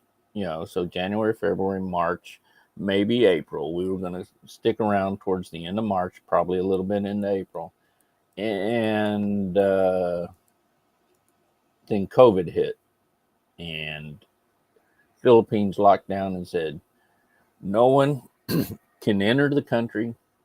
No one can. They wouldn't even allow people to travel from one island to the next. That's how locked down they were, within their own country. You know, and even in the U.S., we were allowed to travel from one state to another state. That was it. We didn't have any issues. At least some of our states were like that. I'm from Texas originally. We were in Arkansas at the time because my mom lives in Arkansas, and we ended up buying some property because we didn't know when we were going to come back. So we have property in Arkansas, and we were getting ready to build a house on it. Then we came back here on vacation. We actually started a house here. So we were building our house here, and then things kind of slowed down for COVID, and we got it halfway done anyways to where it was livable. So but it wasn't quite all. I hadn't seen a lot of the things being built in it, and we didn't get to see any of it. It was all being handled by my wife's parents and family and stuff, and we were like so everything was going cool. Everything worked out really good. I mean, there's some minor things that I said, well, this has got to change, this got to change. So, but it got done to where people could live in it. Let's just say that. And we came back here and decided to add the second floor. It was always going to be a 2-story house anyways. So we just got the first floor done, and we were going to add the second floor later. Well, that's one thing we did. We added a second floor, and then we decided to add a terrace on the roof and things. And we're going to do some other stuff like a lot of the houses here. And so things got changed, and we just started rebuilding. We took off the old roof and started adding the second floor finally. And then that just got cured. So now they're starting to work on the second floor walls and everything. They put everything done here is concrete, rebar, and cinder block. Because of the typhoons. I mean, there is a hurricane. A hurricane's not going to knock a house down here like it does in the States. If you remember Katrina and Rita and a couple of those hurricanes and saw the Gulf Coast, like around Galveston or New Orleans or Biloxi, Mississippi, any of those places down there. I mean, not Biloxi, Mississippi, but I can't think of the name of that Mississippi town. It's kind of long, but because Biloxi's up. But if you remember any of the hurricanes after that that hit those places, everything was gone pretty much. Here the houses are solid. They don't move. The only thing that will has a chance of harming the houses here are the earthquakes. So they have a lot of earthquakes, and they have volcanoes. Uh, and we had one eruption when we were renting in Cavite, which is on the Big Island, Luzon over there.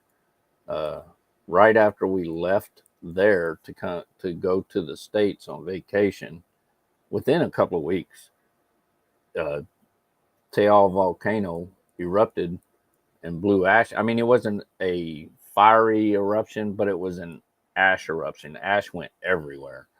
Uh, and what's crazy is the area where it's in the volcano's in the middle of the lake, and they got houses and stuff built up around there. But around the outside of the lake, there's high cliffs and everything, and you can look down in there on it. Um, they have a Starbucks, and about 2 weeks before we even went on vacation to the States, we had been to that Starbucks. We sat there. We had a friend that came in. We all went up there and we we had coffee at Starbucks and went over to a big restaurant in Tagaytay. That's the name of the city that it's all in. And then we went from there. And then my uncle and aunt came from the States on their, he's a Vietnam war veteran, and he went to, they had gone to Vietnam he went to show her where he was at in Vietnam. They went to the town where his old base was and all that stuff. And they met some people and,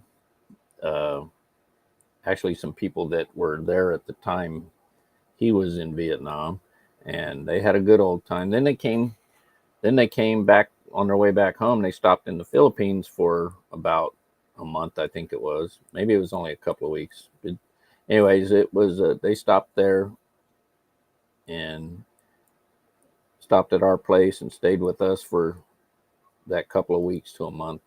And then they came back to the States. We took them to Tagaytay too. So it was, and we went to that Starbucks. But I mean, we would go there, and there's a lot of malls here in this country that we go, like going to some of the malls. We like going to the restaurants. We go on like that island.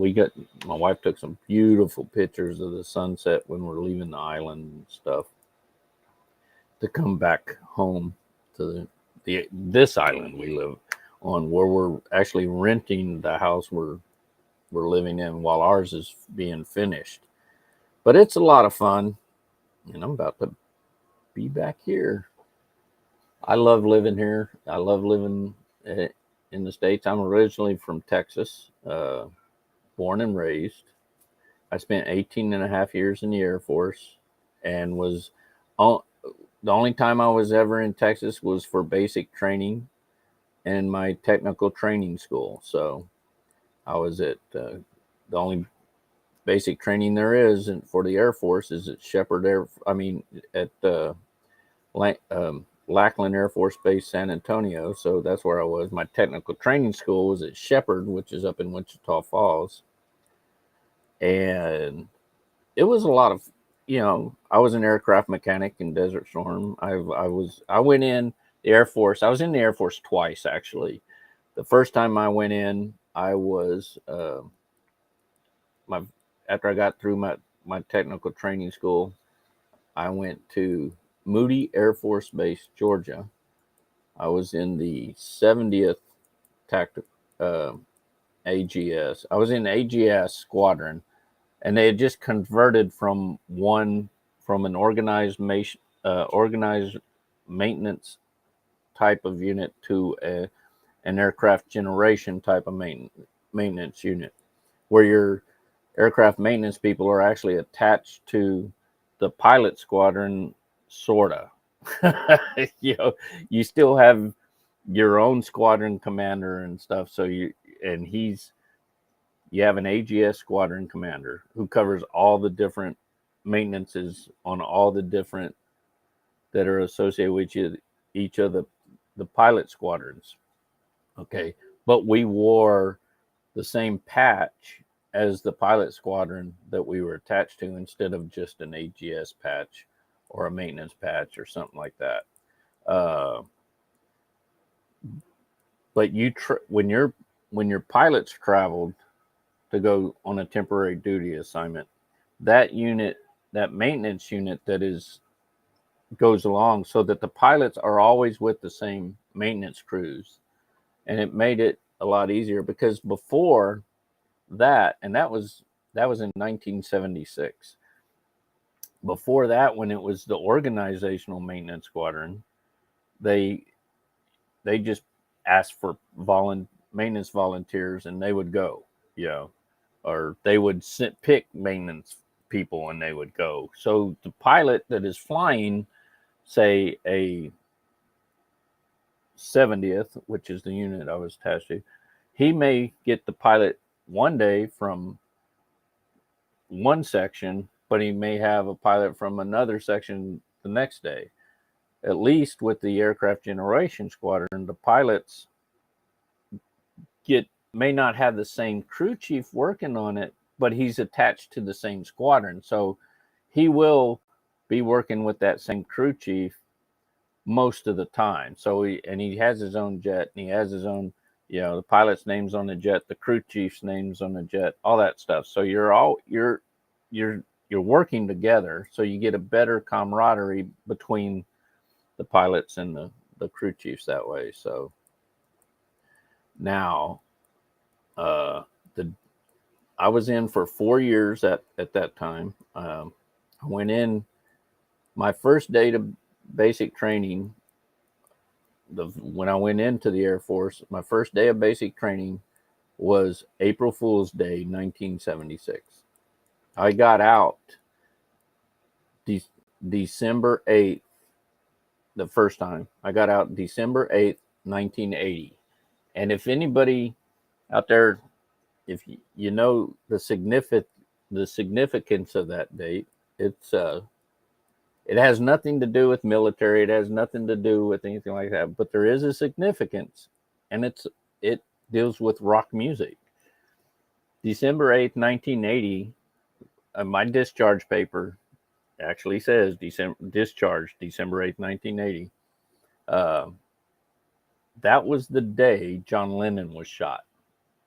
So, I got out of the Air Force. I was on a bus going from Trenton, New Jersey, back to Texas, and we stopped somewhere around North Carolina, and I got a newspaper, and the headline was John Lennon, and I go, "Oh my God, someone shot John Lennon!" And everybody on the bus wanted to read that paper, so it made its rounds after that. So back in those days, they put you on a bus because it was cheaper than flying. Nowadays, it's cheaper to fly than it is to ride the bus.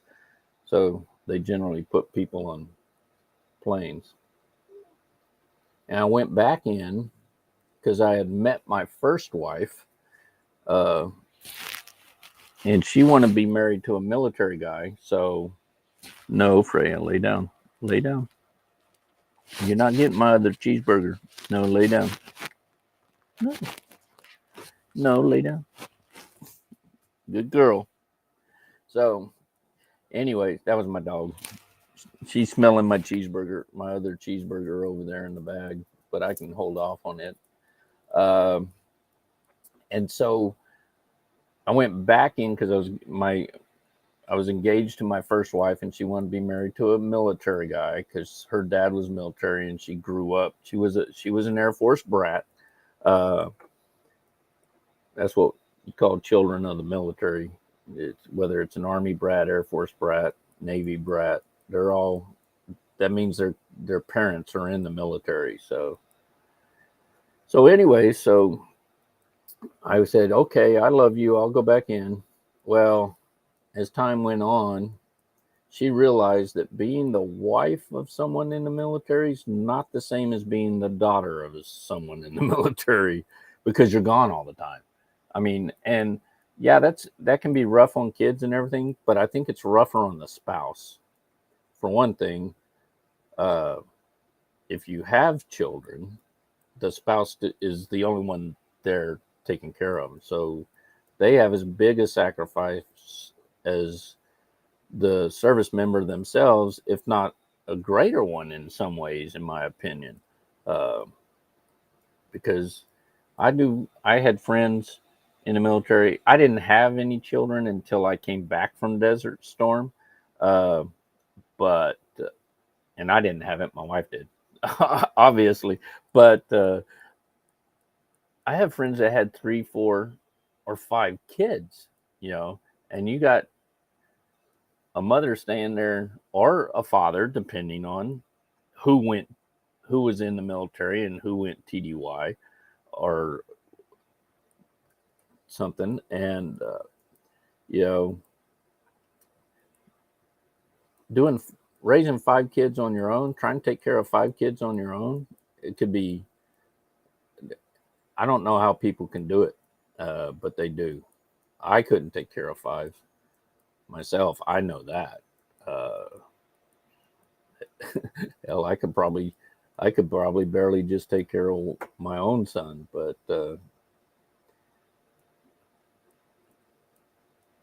anyways, so I went back in, and she was like, after 4 years of that, she's like, I think I don't know how I really feel anymore. I think we need to separate. So, and I had just gotten orders, so I said, well, I just got orders to the Azores and stuff, and she was like, well, I can go with you to the Azores, and when we come back, we can separate. I said, I don't think so. I said, that ain't gonna work. I said, what happens when we get over there? We're there 6 months. You decide you don't like it and leave, and I'm stuck for 4 years, you know. But Azores is beautiful. It's a beautiful country. It's an island country, just kind of like the Philippines, but they actually get some cold weather. Uh, but it was,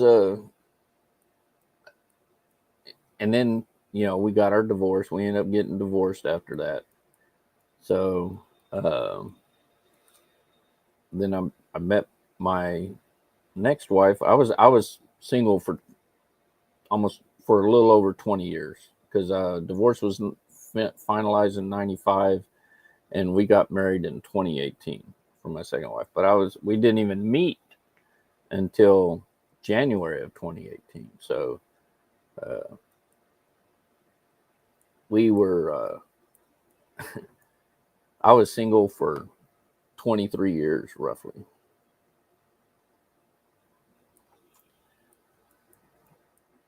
So for one thing, I did not want to raise my son, uh, even though he lived with his mom till he was 18 years old, and he was getting ready to start college, and then he moved in with me because he wanted to live with me at that time. What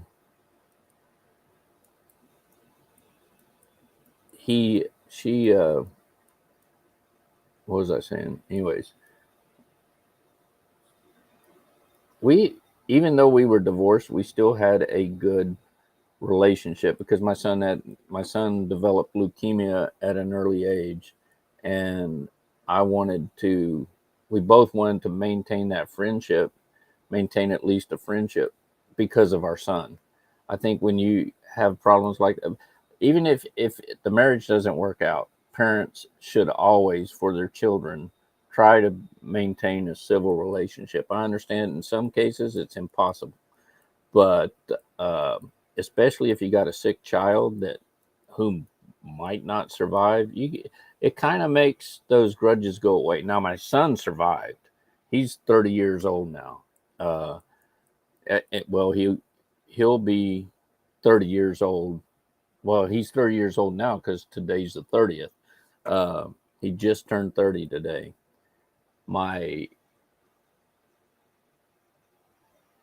Let's see, what do we got here? Improve your stream on tiny. Oh, that's a sell, an ad. But he beat leukemia when he was probably around 16. No, let's see.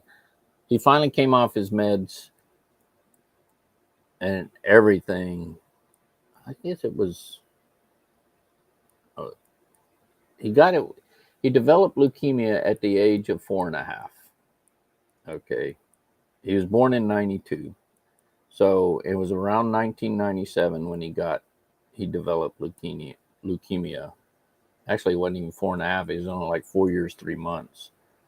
Uh, but so he was able to beat the leukemia. Then when he was 20, he developed cancer of the parotid gland, which is your large salivary gland. So they had to go in and remove that and they did radiation treatments on that, and he beat that. So he's beat cancer twice. The kid is amazing. I call him a kid because he's my son, but he's 30-year-old man now. It's kind of hard to believe, to think of your son being 30 years old when it seems like just a month ago you were changing his diapers. I'm sure there's a few of you out there who can relate, but he's a good man, good kid. So I gotta remember to call him in the morning, my time morning, his time evening, because he's working and can't answer his phone anyways. I didn't do that right, but I love my son to death. I wouldn't change anything in the world as far as my past or anything. I love my wife to death. I love my son to death. I mean, I'm still good friends with my ex-wife. Every time we go back to Texas, we at least try to have lunch with her and her husband and everything. We all get along pretty well, and we don't ever fight anymore like we did when we were married. I mean, and my first wife,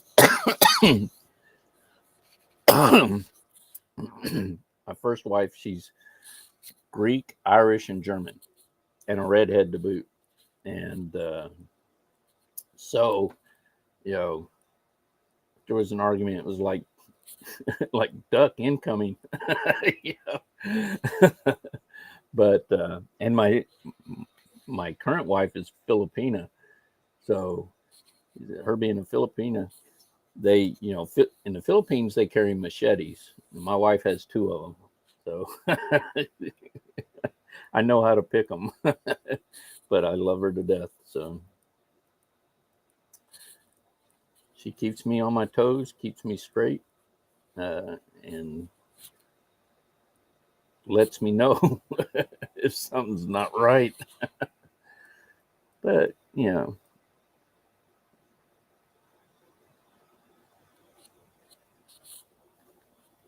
just waiting the next 3 minutes to get back. Oh, there's something that's done.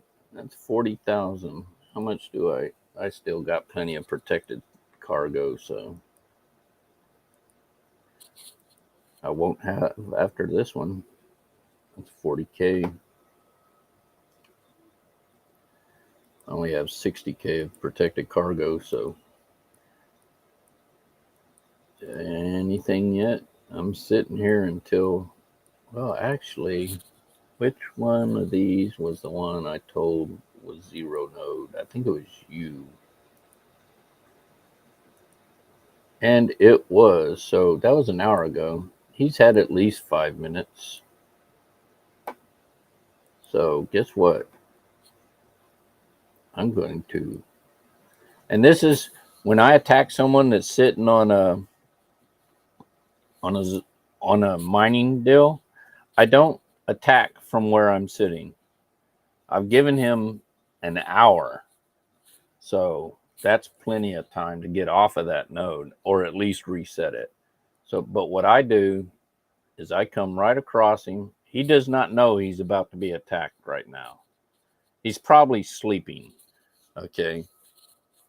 But let's say he is awake and he's watching his stuff. He got the message. He decided not to leave. He's just going to maintain that mine and stay there. So I come across the mine, and then when I get right on it, I get my P shield, boom. He has no time to react. So if he was OPC, I would get stuff. But even though he's 0-0, at least this way, he can come back and he go, hey, where's my warning? I said, you had an hour. I can say, you had an hour. Yeah, I said, I gave you a warning. It was an hour ago. And I'm only required 5 minutes.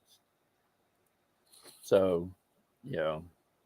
And it's not even a requirement. It's not in the ROE, the rules of engagement. It's an ethics thing, a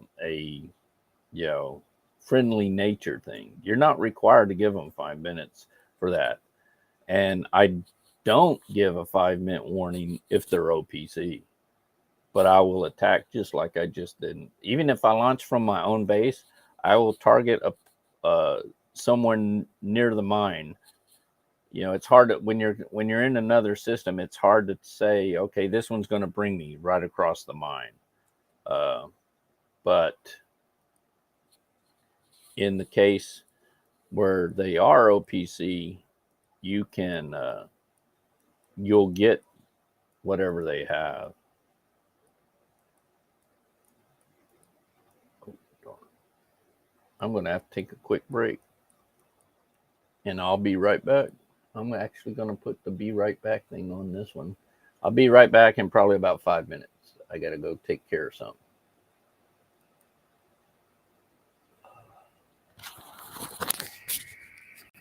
Oh, that'll do it here. So I'll do maybe if I just go, I'm going to disable my camera. But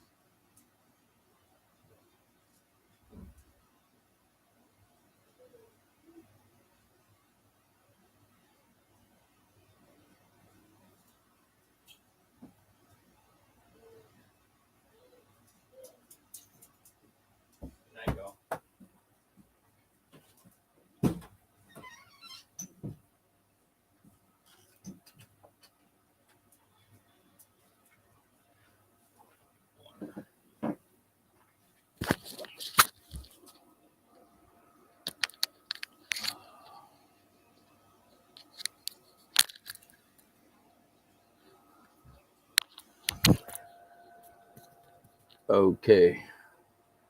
So I'm back. Sorry about that.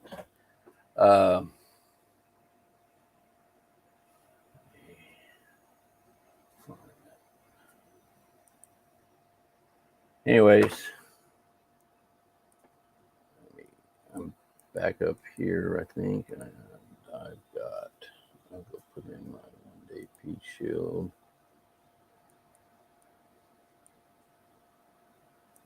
Which I think I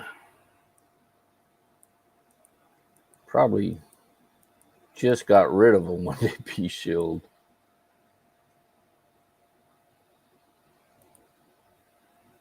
So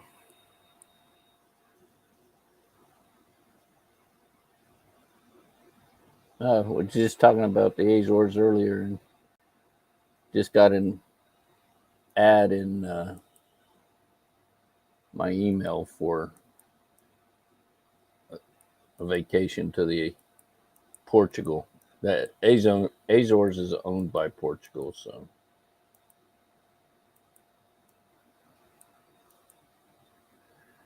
Oh, what am I doing on this? How many more do I got to kill? Okay, I got 14K to go till I get to my first 50 crucibles, and then I got to do 60 or 50 something K, 56K after that. So this shouldn't take too much longer.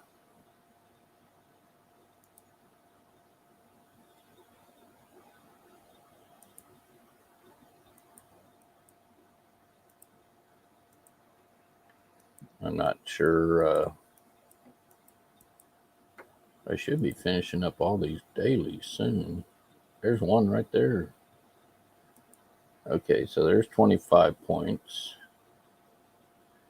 I only need 5 more points to actually totally finish my dailies. And that's I got to go do that in Federation space, or my alliance needs to hurry up. But otherwise, either way, I'm going to get it tomorrow. I'll get it tomorrow with the my fortune finder when I wake up in the morning.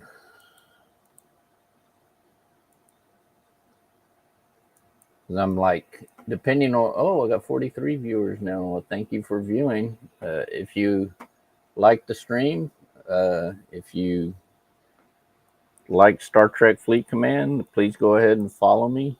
What am I looking at there? Why do I didn't need that? Please, so that I can reach my goal of 50 followers towards my next Twitch level. Why did I do that? Let's go back to you. I get to talk and I forget what I'm doing in the game sometimes, but if there's anything you about the game you got a question about, go ahead and ask. I'll try to answer it as best I can. If I can't, someone in my alliance will. And speaking of my alliance, I'd like to give a shout out to all the Pirate Empire on server 32.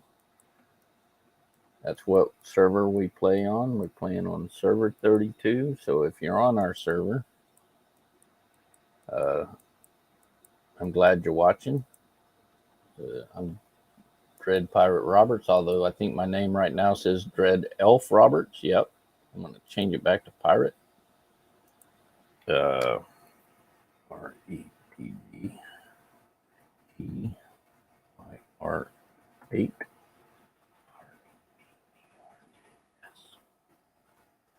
And I spell it a little bit different.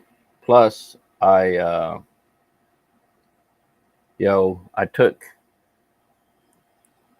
combined Judge Dredd with Princess Bride, so to come up when I came up with the name.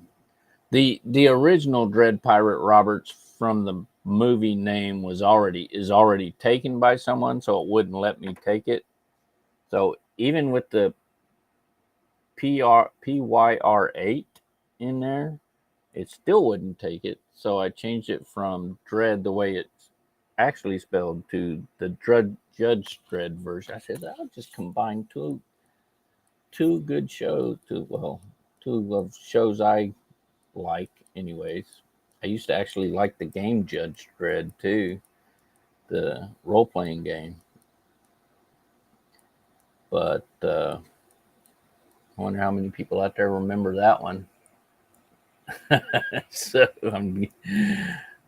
yeah, I've been playing video games since pretty much their inception, and I've been playing role playing games uh, since 1978 or 79. Take that back. It was early 79 because I got to Bitburg, Germany in March of 1979. I was at Zweibrücken, Germany first, is where I was stationed. They closed our unit down and told us we could pick any base we wanted to go to since we were overmanned. They closed the one fight recon squadron down because Zweibrücken was a reconnaissance base, and they closed the one unit down. And when they did, we were so overmanned, we had people sitting around doing nothing. I mean, they couldn't find work for us. They had to actually send us to another base to help so we could help them launch their aircraft. You know, even with 3 feet of snow on the ground, they couldn't find them. They couldn't get enough. They had too many people to shovel snow. That's how overmanned we were once they closed down one of those flying squadrons. And so they said, okay, you guys can go. Anybody that volunteers can go to another base permanently, PCS to another base. And there was a handful of us, probably actually it was probably the majority of us. I think there was like 100 people that volunteered, maybe less than that, but it was a good amount of people, and a lot of people on that list. They gave us a list of like 8 different bases throughout Europe that we could go to, and on that list was Bentwaters, England. Well, Bentwaters had just got their new A-10 in. I mean, it was a brand new aircraft back then. And so we are like, man, we all want to go work that A-10. They say that's an easy aircraft to work as far as maintenance goes, And we're sitting here on RF-4Cs, some of the oldest fighters in the Air Force inventory at the time. And so at about 3 weeks later, the commander comes in, goes, hey, I got some good news for some of you and maybe some not so good news for other you, but it's still all good news. Everybody that volunteered to go to another base gets to go to another base. The not so good news for those of you who didn't ask to go to Bitburg is everybody is going to Bitburg because Bitburg they were undermanned due to a couple of things, and one of them was a huge drug bust. They literally almost wiped out the squadron, I think, from a drug bust. At least that's the story we were told. So we ended up, all of us went to Bitburg. Now it ended up being a good deal because it was the F-15, and they had F-15As and Bs, which is your first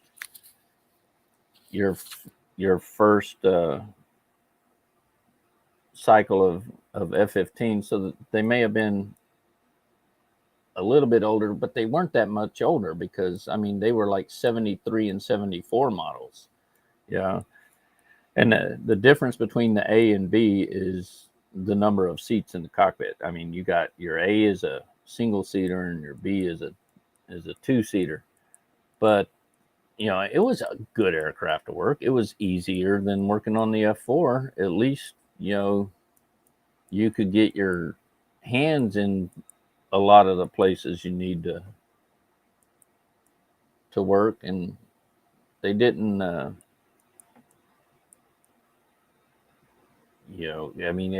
They designed the F-15 when they designed the F-15, they went out, and the same thing with the A-10, and I think they do it with a lot of aircraft nowadays.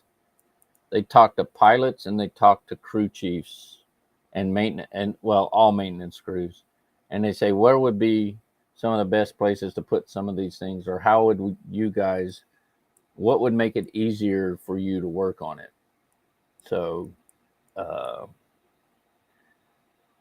they that really helped a lot because they gave us more room in a lot of areas to work on. I mean, there's just some things you can't do that on. I mean, no matter how hard you try, there's going to be some areas that's not going to be feasible.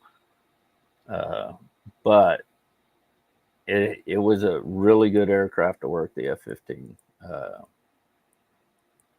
Had a lot of fun on it. Went to a lot of different places on it. Got to go to when I was at Bitburg, I went to Decimomano, Italy. I went to Denmark. I went, all over the place, really.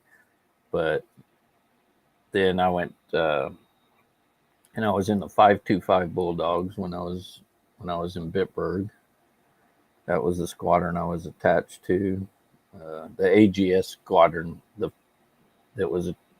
I was attached to the the 525th Fighter Squadron, and then I got and it was after that I got out December 8th, 1980. And then when I met my first wife, like I said, I went back in. My first base I went to was Langley Air Force Base, Virginia, and I was in the AGS squadron that was attached to the 94th Hatton Ring Squadron, which is probably one of the most prestigious aircraft units in Air Force history. That's because of World War I, Eddie Rickenbacker Squadron, but he was an Escadrille Squadron, so it was actually, they were attached to, I believe they were attached to a French squadron, but when it first started out, and then it became an American squadron after that. But so it's one of the most prestigious units. And while I was there, I got handpicked to transfer older F-15s to Iceland to replace their F-4 fighters that were in Iceland. And Iceland was cold. It wasn't as cold as Greenland, but it was cold. I mean, what's funny about Iceland is it's windy all the time. It's windy. And even on a calm day, the winds are blowing 95 miles an hour. I mean, 35 miles an hour, not 95. They're blowing 35 miles an hour on a calm day. And the day we got there, before you even go, you get there in the morning, before you even go to your barracks, they drag you into a thing called mass briefing for all the newcomers. That's the first thing you go to. It was January 6th, 1987. We go in there.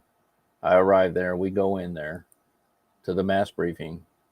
The base commander, who is a naval commander, not an Air Force commander, because it's actually a naval base. It's just an Air Force unit that's attached to that naval base.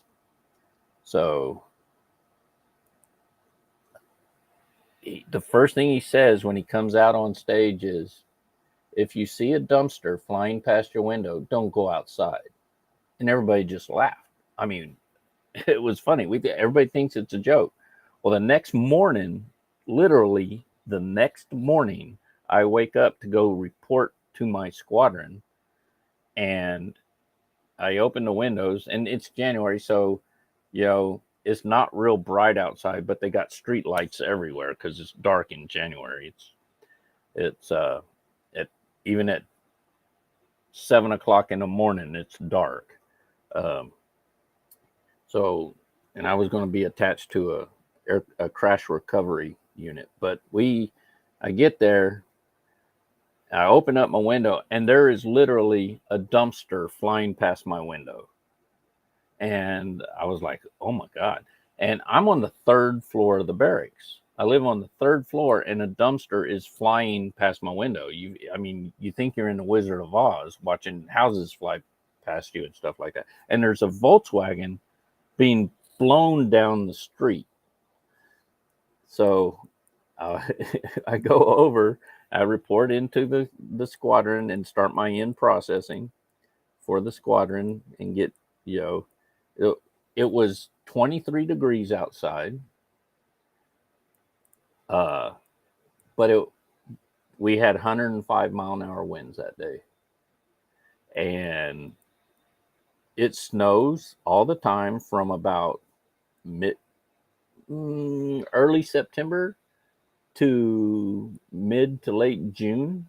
So you only have part of June, July, and August, and a little bit of September without where it's not snowing.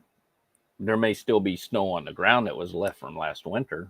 That probably not in most places, but in some of the areas that don't get much light, yeah. But we, you know, I actually had a lot. Believe it or not, I had a lot of fun at that base. We had, even though we had every branch of military on that base that there was. I saw in the U.S. branches. You know, that we had the Marines barracks had their own bar. The Army had their own barracks. But they were all on a different part of the base.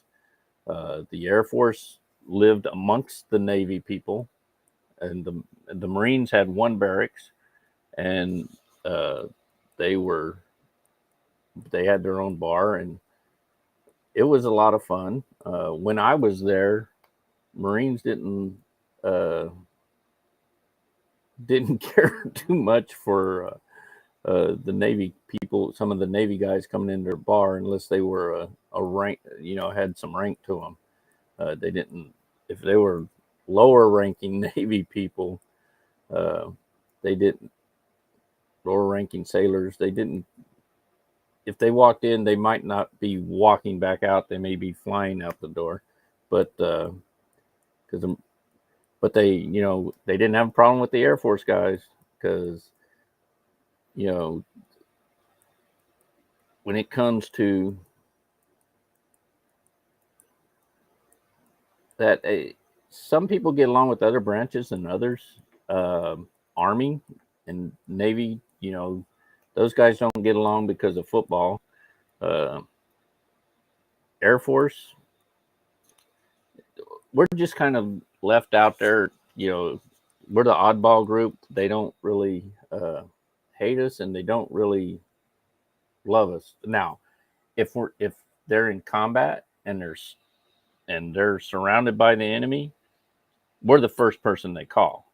Especially when I was an A-10 crew chief in Desert Storm. I mean, it was like if they were caught in heavy fire, under heavy enemy fire or something like that, and they needed some close air ground support, guess who comes flying in to save the day? It's the Air Force A-10. And everybody, they make fun of, every branch makes fun of every other branch.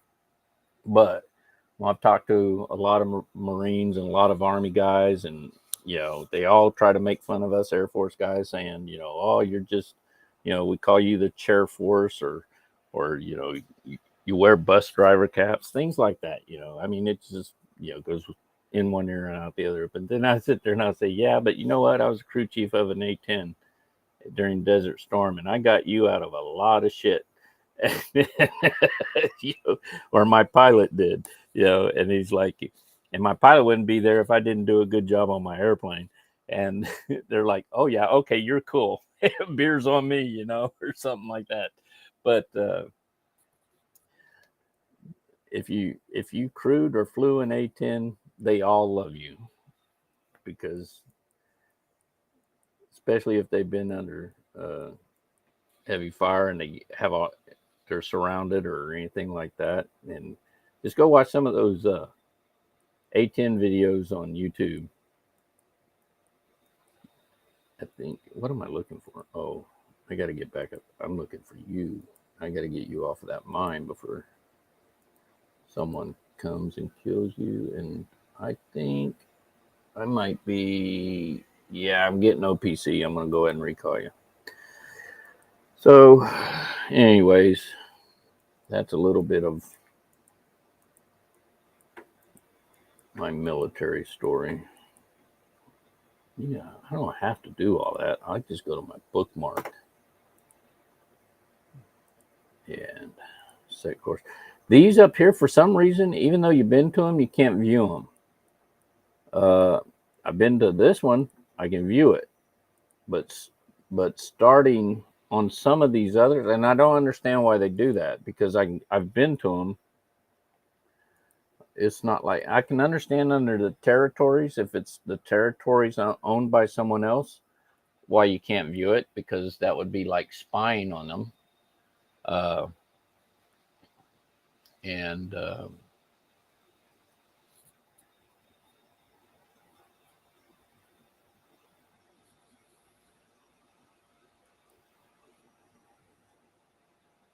Okay, but I don't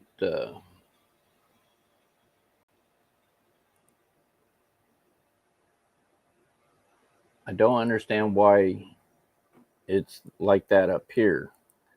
You know, I mean, because any other system other than the TC, as far as I know, if you've been to it, you can view it.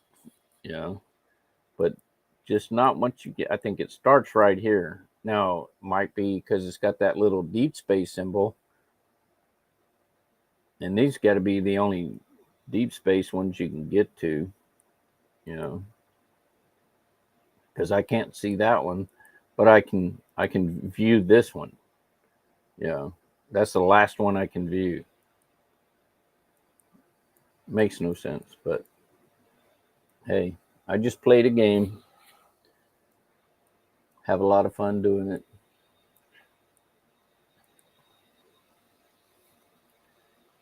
My other game I played that I have a lot of fun on, which I was actually going to start after a couple of hours, but I haven't finished my Crucibles because I get into some of my war stories and stuff like that. But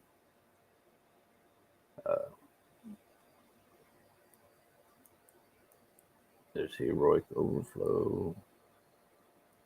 There's Crucible. There's not many events going on right now. Ooh, we are so close. Oh, actually, oh, that's the Alliance. That's the Cinema. Oh, I got my 50. Now I only, is that 450 points to the next reward? I'm almost there. Wow. The next kill will get it for me. So, and then I will.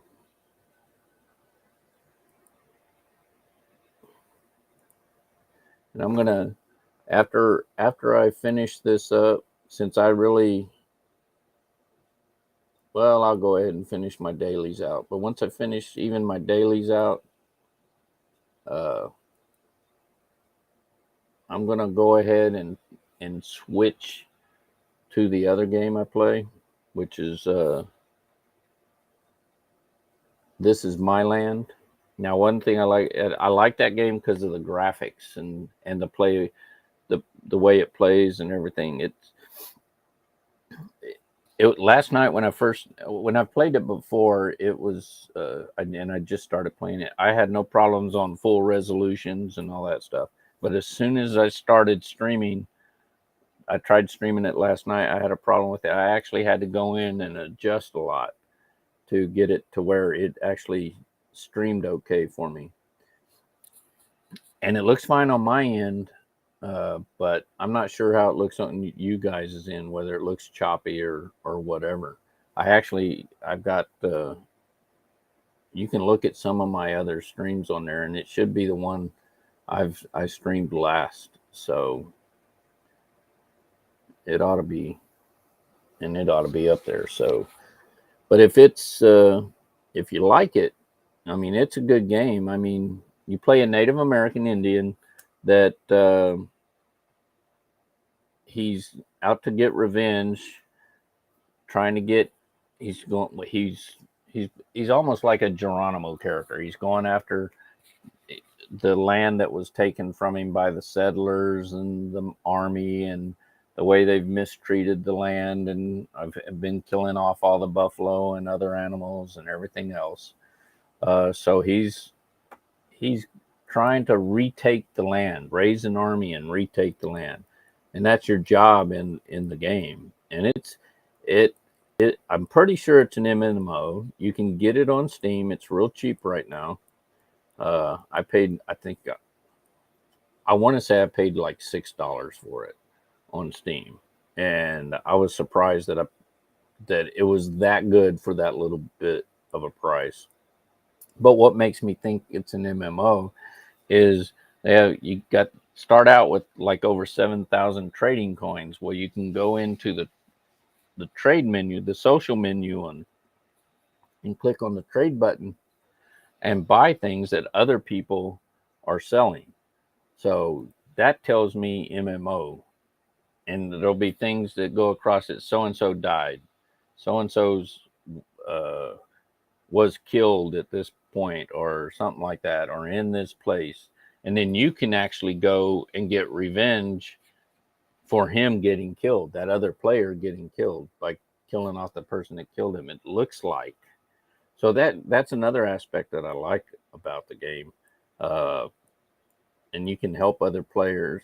I haven't seen any other players in the area I'm in. So that, in a sense, kind of shies away from the MMO ability of it. But all the other things point to MMO. So I'm unsure about the game. I don't know if it's an MMO or not. I guess I need to go look it up and find out. This kill should give me the Crucible 450. And it did. Yay. Wow. I didn't realize I'd gotten them all. Now we'll go over here to my officers and my recruits. See, I've got a lot of people. I've got all the way down to there, and I've only got that many left. There's not many left. There's 10 in a line, I think. Let's see, 3, 4, 5. Yeah, there's 10 in a line, and I got there. So there's 40.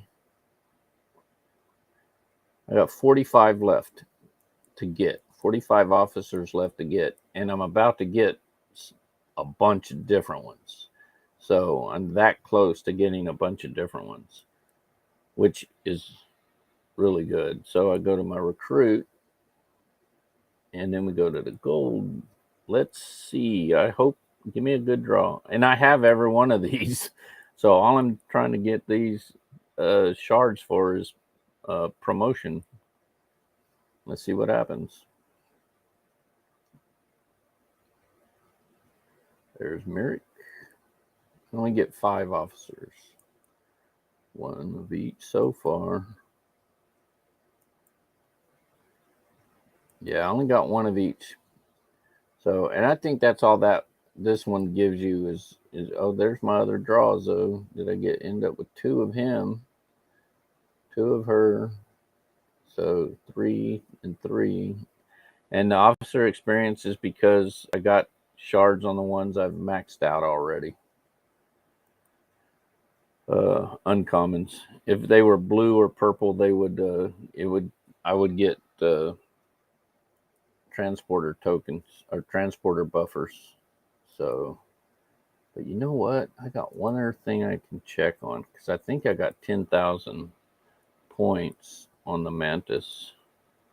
Yes, I can open 10 chests here. Let's see what happens when I open these 10 chests. I have every one of these officers too.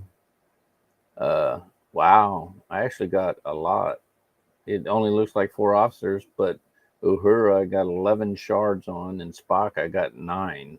So, and then Ortegas I got 7. So that's 20, 27.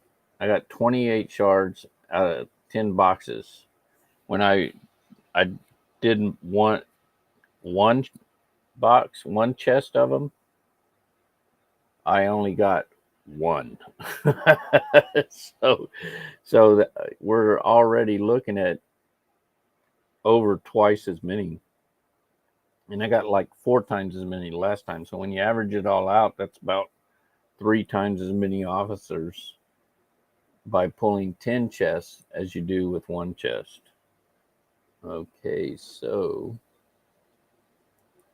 and this already out on there. And I got something else. This must be officer recruit event. No, Crucible Alliance. Oh, there's something else. There's the officer recruit event. And that's it for that. Now all I got left is dailies. And I think I'm going to go over. I got to get some level 40s or 41 Klingon or Romulans. I'm going to go for the 10 level 40s in Klingon space. And we're going to go here, go to Gyahan, check that out. I think I should be able to knock out 10 of these real quick.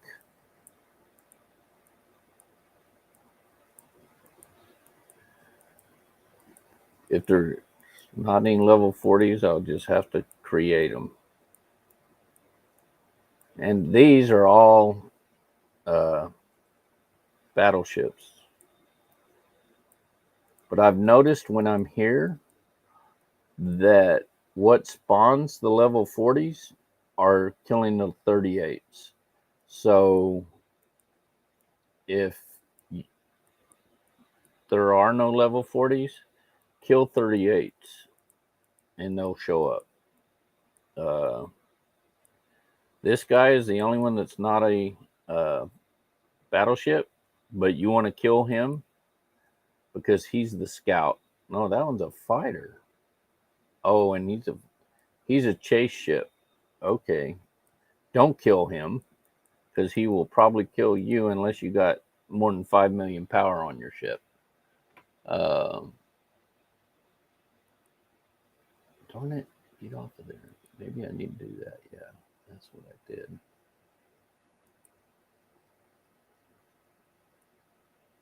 So, anyways, I got 48 viewers. Thank you for viewing. Thank you for joining my live stream. And if you're enjoying everything, please click that follow button. I'm trying to get my followers up to 50 for to reach my next Twitch goal.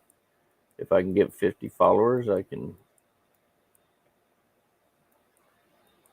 It's going to take 9 minutes to get here, but if I can get 50 followers, I can attain the next level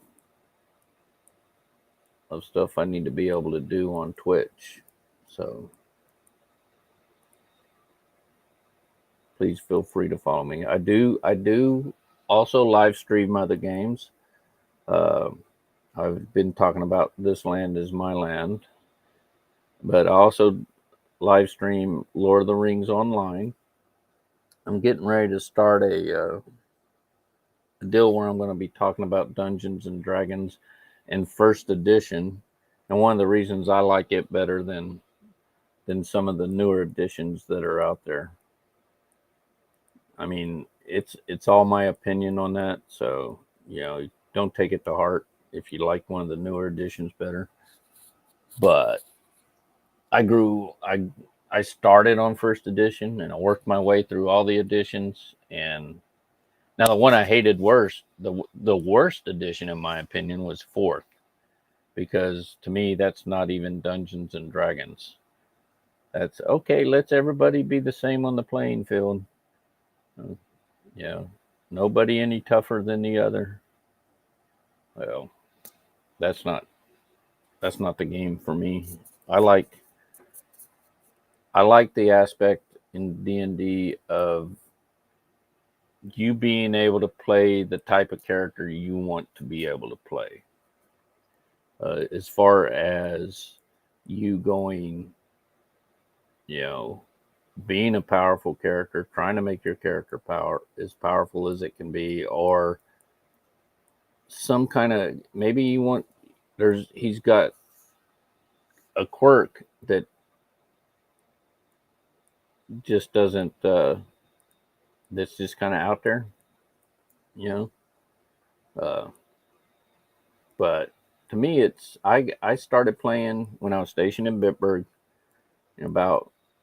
I got there, and when I get there in March, and I hadn't been there long. I may have, it wasn't long at all. But I went down to the day room and I saw these guys sitting there rolling these funny dice and talking about stuff, and I was like, "What are y'all doing?" And they said, "Oh, we're playing Dungeons and Dragons. We're doing you were doing a character creation because we're gonna play some Dungeons and Dragons." And I'm like, "Can I watch?" And before you know it, I'm rolling up dice and rolling up my first character, who is a druid. And one thing about a druid in first edition, at the low levels, he's probably the most powerful character in the game for the first 3 levels. And everybody will sit there and go, a lot of people, they'll sit there, if you never played the druid, people go, "That's not possible. There's no way he's the most powerful. You got fighters that are more powerful." And I'm sitting there going, "Yeah, but if I'm a 3rd level druid, I can kill that fighter in plate mail before he ever reaches me. All I have to be, I can be 2 miles away and I can kill him." And because, for one thing, you got at 3rd level druid, you get 3rd level spells. And one of those 3rd level spells is called lightning. So, and in first edition, it only has to be outside the dungeon. You can't do it indoors. You have to be outside. You have to be able to see the character, or you have to be able to see the group of characters. And there has to be like a storm cloud or something that can, clouds that can conduce lightning, that are conducive of lightning. And that's easy to do because now all I need is a scroll of control weather. And I can be sitting on a hilltop over here. You're on a hilltop over there on the other hill. That might be 2 miles away. And I cast my spell. Yeah, it takes 10 minutes to cast the spell. But you're gonna get struck by lightning bolts every turn for as many turns as I have levels. So yeah, a 3rd level druid's more powerful than any other 3rd level on the board.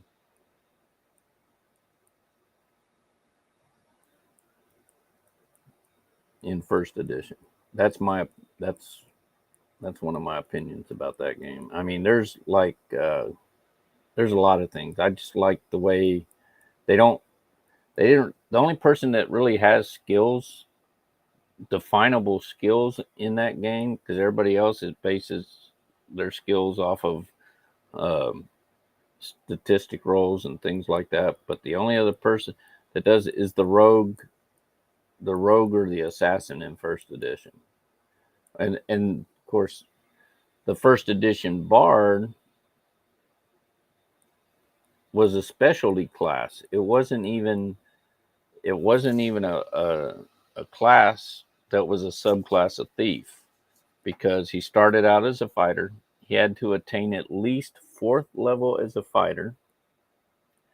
Then, once you attain 4th level as a fighter, he could go up to, from there, he could, maybe it was 5th to 8th. No, it's 4th to 7th or something like that. Anyways, but after that, he had to multi-class, or not multi-class, he had to dual class as a thief, because there's a difference between dual class and multi-class. The dual class is you start out with one, you go down. A multi-class is you can be all those classes at the same time. So you start out as a you go up to your 4th level or 5th level fighter, whatever it is. I have to look in the player's handbook to look at it, but and then you dual class to thief, and once you become a thief, you're and in dual classing, if I remember correctly, you don't gain any hit points until you go equal to or surpass the previous one. So you'll keep going up in levels to as a thief until you pass up. You got to pass them up by 1 level. So let's say you're a 5th level fighter. So you have to go to 6th level as a thief. Once you attain 6th level as a thief, 6 to 10 or 6 to 9, you can dual class again, and this time it would be a triple class. And it's the only time you can do it more than once, if I remember correctly. I mean, there may be, I have to go back and look at that rule, but you dual class again to druid. But once you hit druid, you are no longer a druid, a thief, or a fighter. Once you hit that druid one, that 1st level druid, you are now a bard, and you level as a bard. Everything else, everything from here, all your other classes are gone, and you are now a bard. However, you fight as a fighter. Your spells come off the druid list. They are so you get, and druids had their own spells. They weren't really priestly spells or anything like that. They were just they were druid spells. But then you got your instrument, and you have your bardic abilities too. You have your legend, lore, all these other different abilities that a bard can have. But you're now just a 1st level bard, and you level up as that, and you gain hit dice as a thief. You fight as a fighter, and you spellcast as a druid. So it's a specialty class, which is a pretty powerful character in 1st edition. I mean, if you think about it and you read up on them, they're amazing, and they're hard to get, because when you create a character, you don't just pick the character you want to play, roll up your dice, and go. You pick the character you'd like to play, and you roll your dice, and then you have to, if your DM's pretty much a stickler for certain types of die rolls and not moving anything around, you may never be a paladin or a ranger or a druid or a bard or a monk. You may just always be a fighter or a regular priest or something like that, but your stats will determine what class you can be.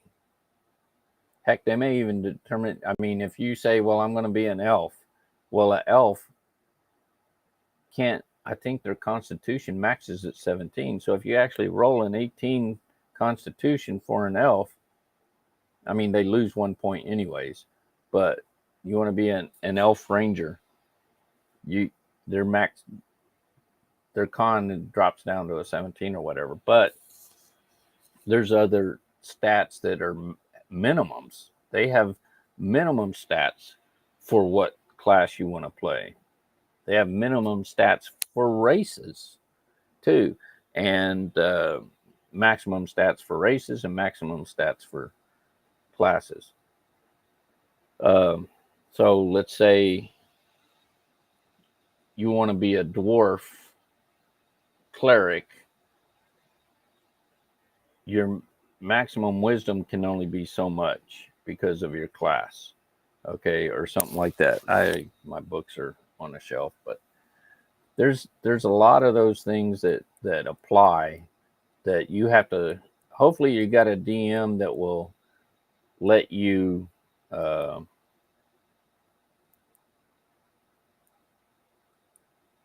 That's not the one I'm looking for. I'm looking for 40s right now. Are there any 40s out here? Do I need to go kill that 38? The problem is there's someone else looking for 40s. Okay, where did my... Oh, yeah, right here. I'll start killing some 38s because all the 40s are gone right now. This could take a little bit. Oh, there's one. Oh, it's a ghost ship. Darn it. Or am I in combat? I bet I'm in combat. That doesn't look like it. Yeah, I was in combat. I'll go get that one. I may have spawned that one when I killed that 38 because he just came out of that little red spawn point right there. As soon as I attacked it, he spawned out.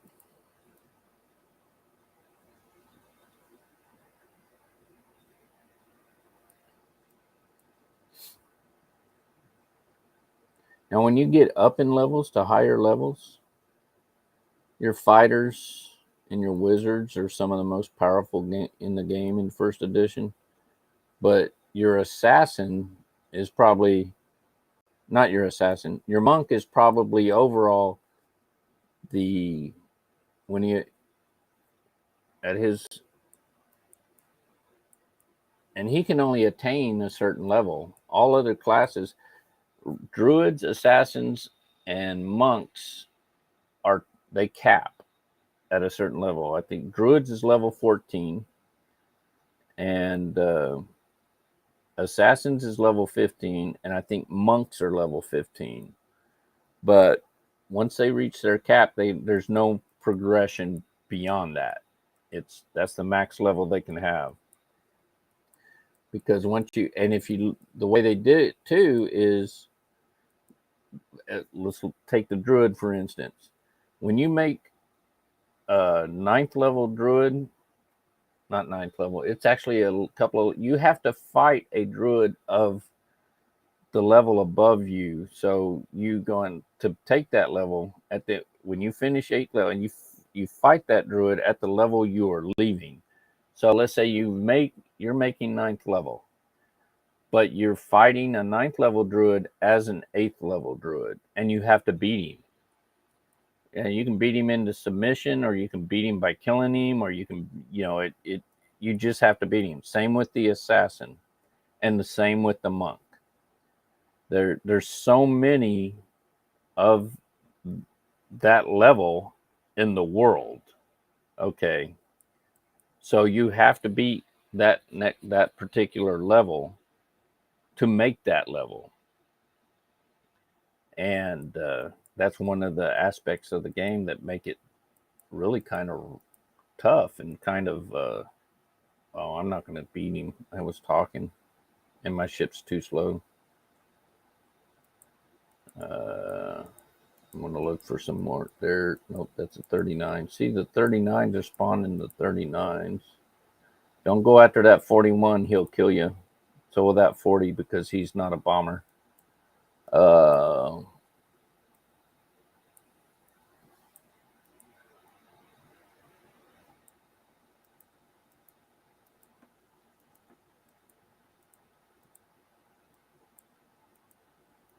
I'm waiting on a 40 to show up. People start counting. There's a lot of people up here. So this might take a little bit longer than I planned on it. I may end up playing.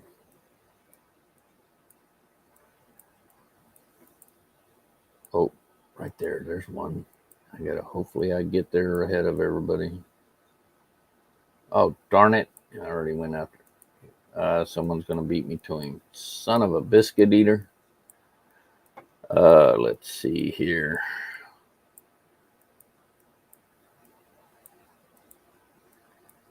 There's two.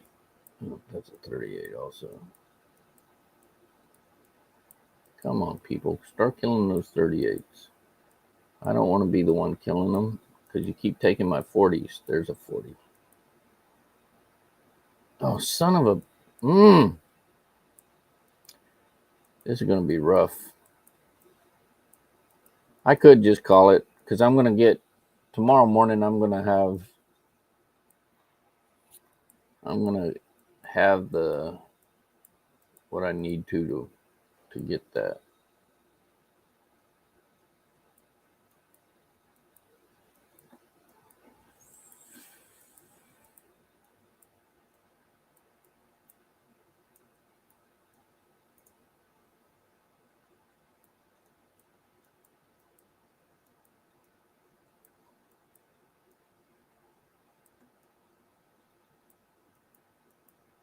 Yeah.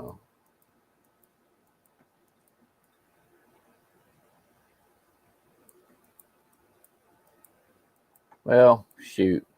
I'm just going to leave my ship. No, yeah, I can leave my ship here because I already put the brakes on my chase ship, the level 41. So I'm going to actually just call it a night here since it is. Thanks for viewing. I appreciate it all. And please hit that follow button. Follow me. Because I really want to try to hit that goal of 50 followers. If you enjoyed it, if you had a good time, you go ahead and follow. And like I said, also I'm on Facebook Live on Facebook Live. It's Lord Takeor's live stream. On YouTube, it's just Clay Jenkins, which is my name, but all one. You can search for one word. You could probably search it as 2 words. You'll probably find it. But you'll see my videos in those other 2 places too, because Restream allows me to restream across multiple platforms. And one thing I like about it allows me to get these extra. I mean, Twitch probably does it too, but it was taking me too long to find it. And then my wife found my backdrop on Restream real quickly. I mean, they have a button right there on the main screen allows you to add a backdrop, which I like. See, I mean, like I'm playing Star Trek Fleet Command, so I have the original series Enterprise captain's chair and bridge on there. For Lord of the Rings Online, I actually use Edinburgh Castle. I like that picture of Edinburgh Castle. It's really good. And for This Land Is My Land, I use their blotter pick for there, which shows an Indian camp and says This Land Is My Land across it. So, but anyways, I'm going to go ahead and say goodnight, folks. Thanks for viewing. I really appreciate it. And please follow me. Help me get to my goal of 50 followers. And I'll see you guys. It's 11:30 now. So in about 11 hours almost, or actually 10 and a half hours. It's 11:20 is what it is here in the Philippines. So I'll be on at 10 o'clock in the morning my time. So that's 10 hours and 40 minutes from now. So, and I will be, right now I think my schedule has me listed as doing the Dungeons and Dragons thing. But I'm going to pick up where I'm leaving off here on Star Trek Fleet Command. And then I'm going to, in the afternoon, play This Land Is My Land. I'm going to finish, take a break, get something to eat, take get some water, something to drink, and then I'm going to come back on in a few minutes, but I'm going to be playing This Land Is My Land. But I'm not going to be playing very long because I'm going to go to bed early tonight. I'm pretty tired from being out on the island. And that's, I might just go to bed anyways after I do that. But anyways, I had a lot of fun tonight. I appreciate your viewing. And please come back and please hit that follow button again. Thank you. Y'all have a good night.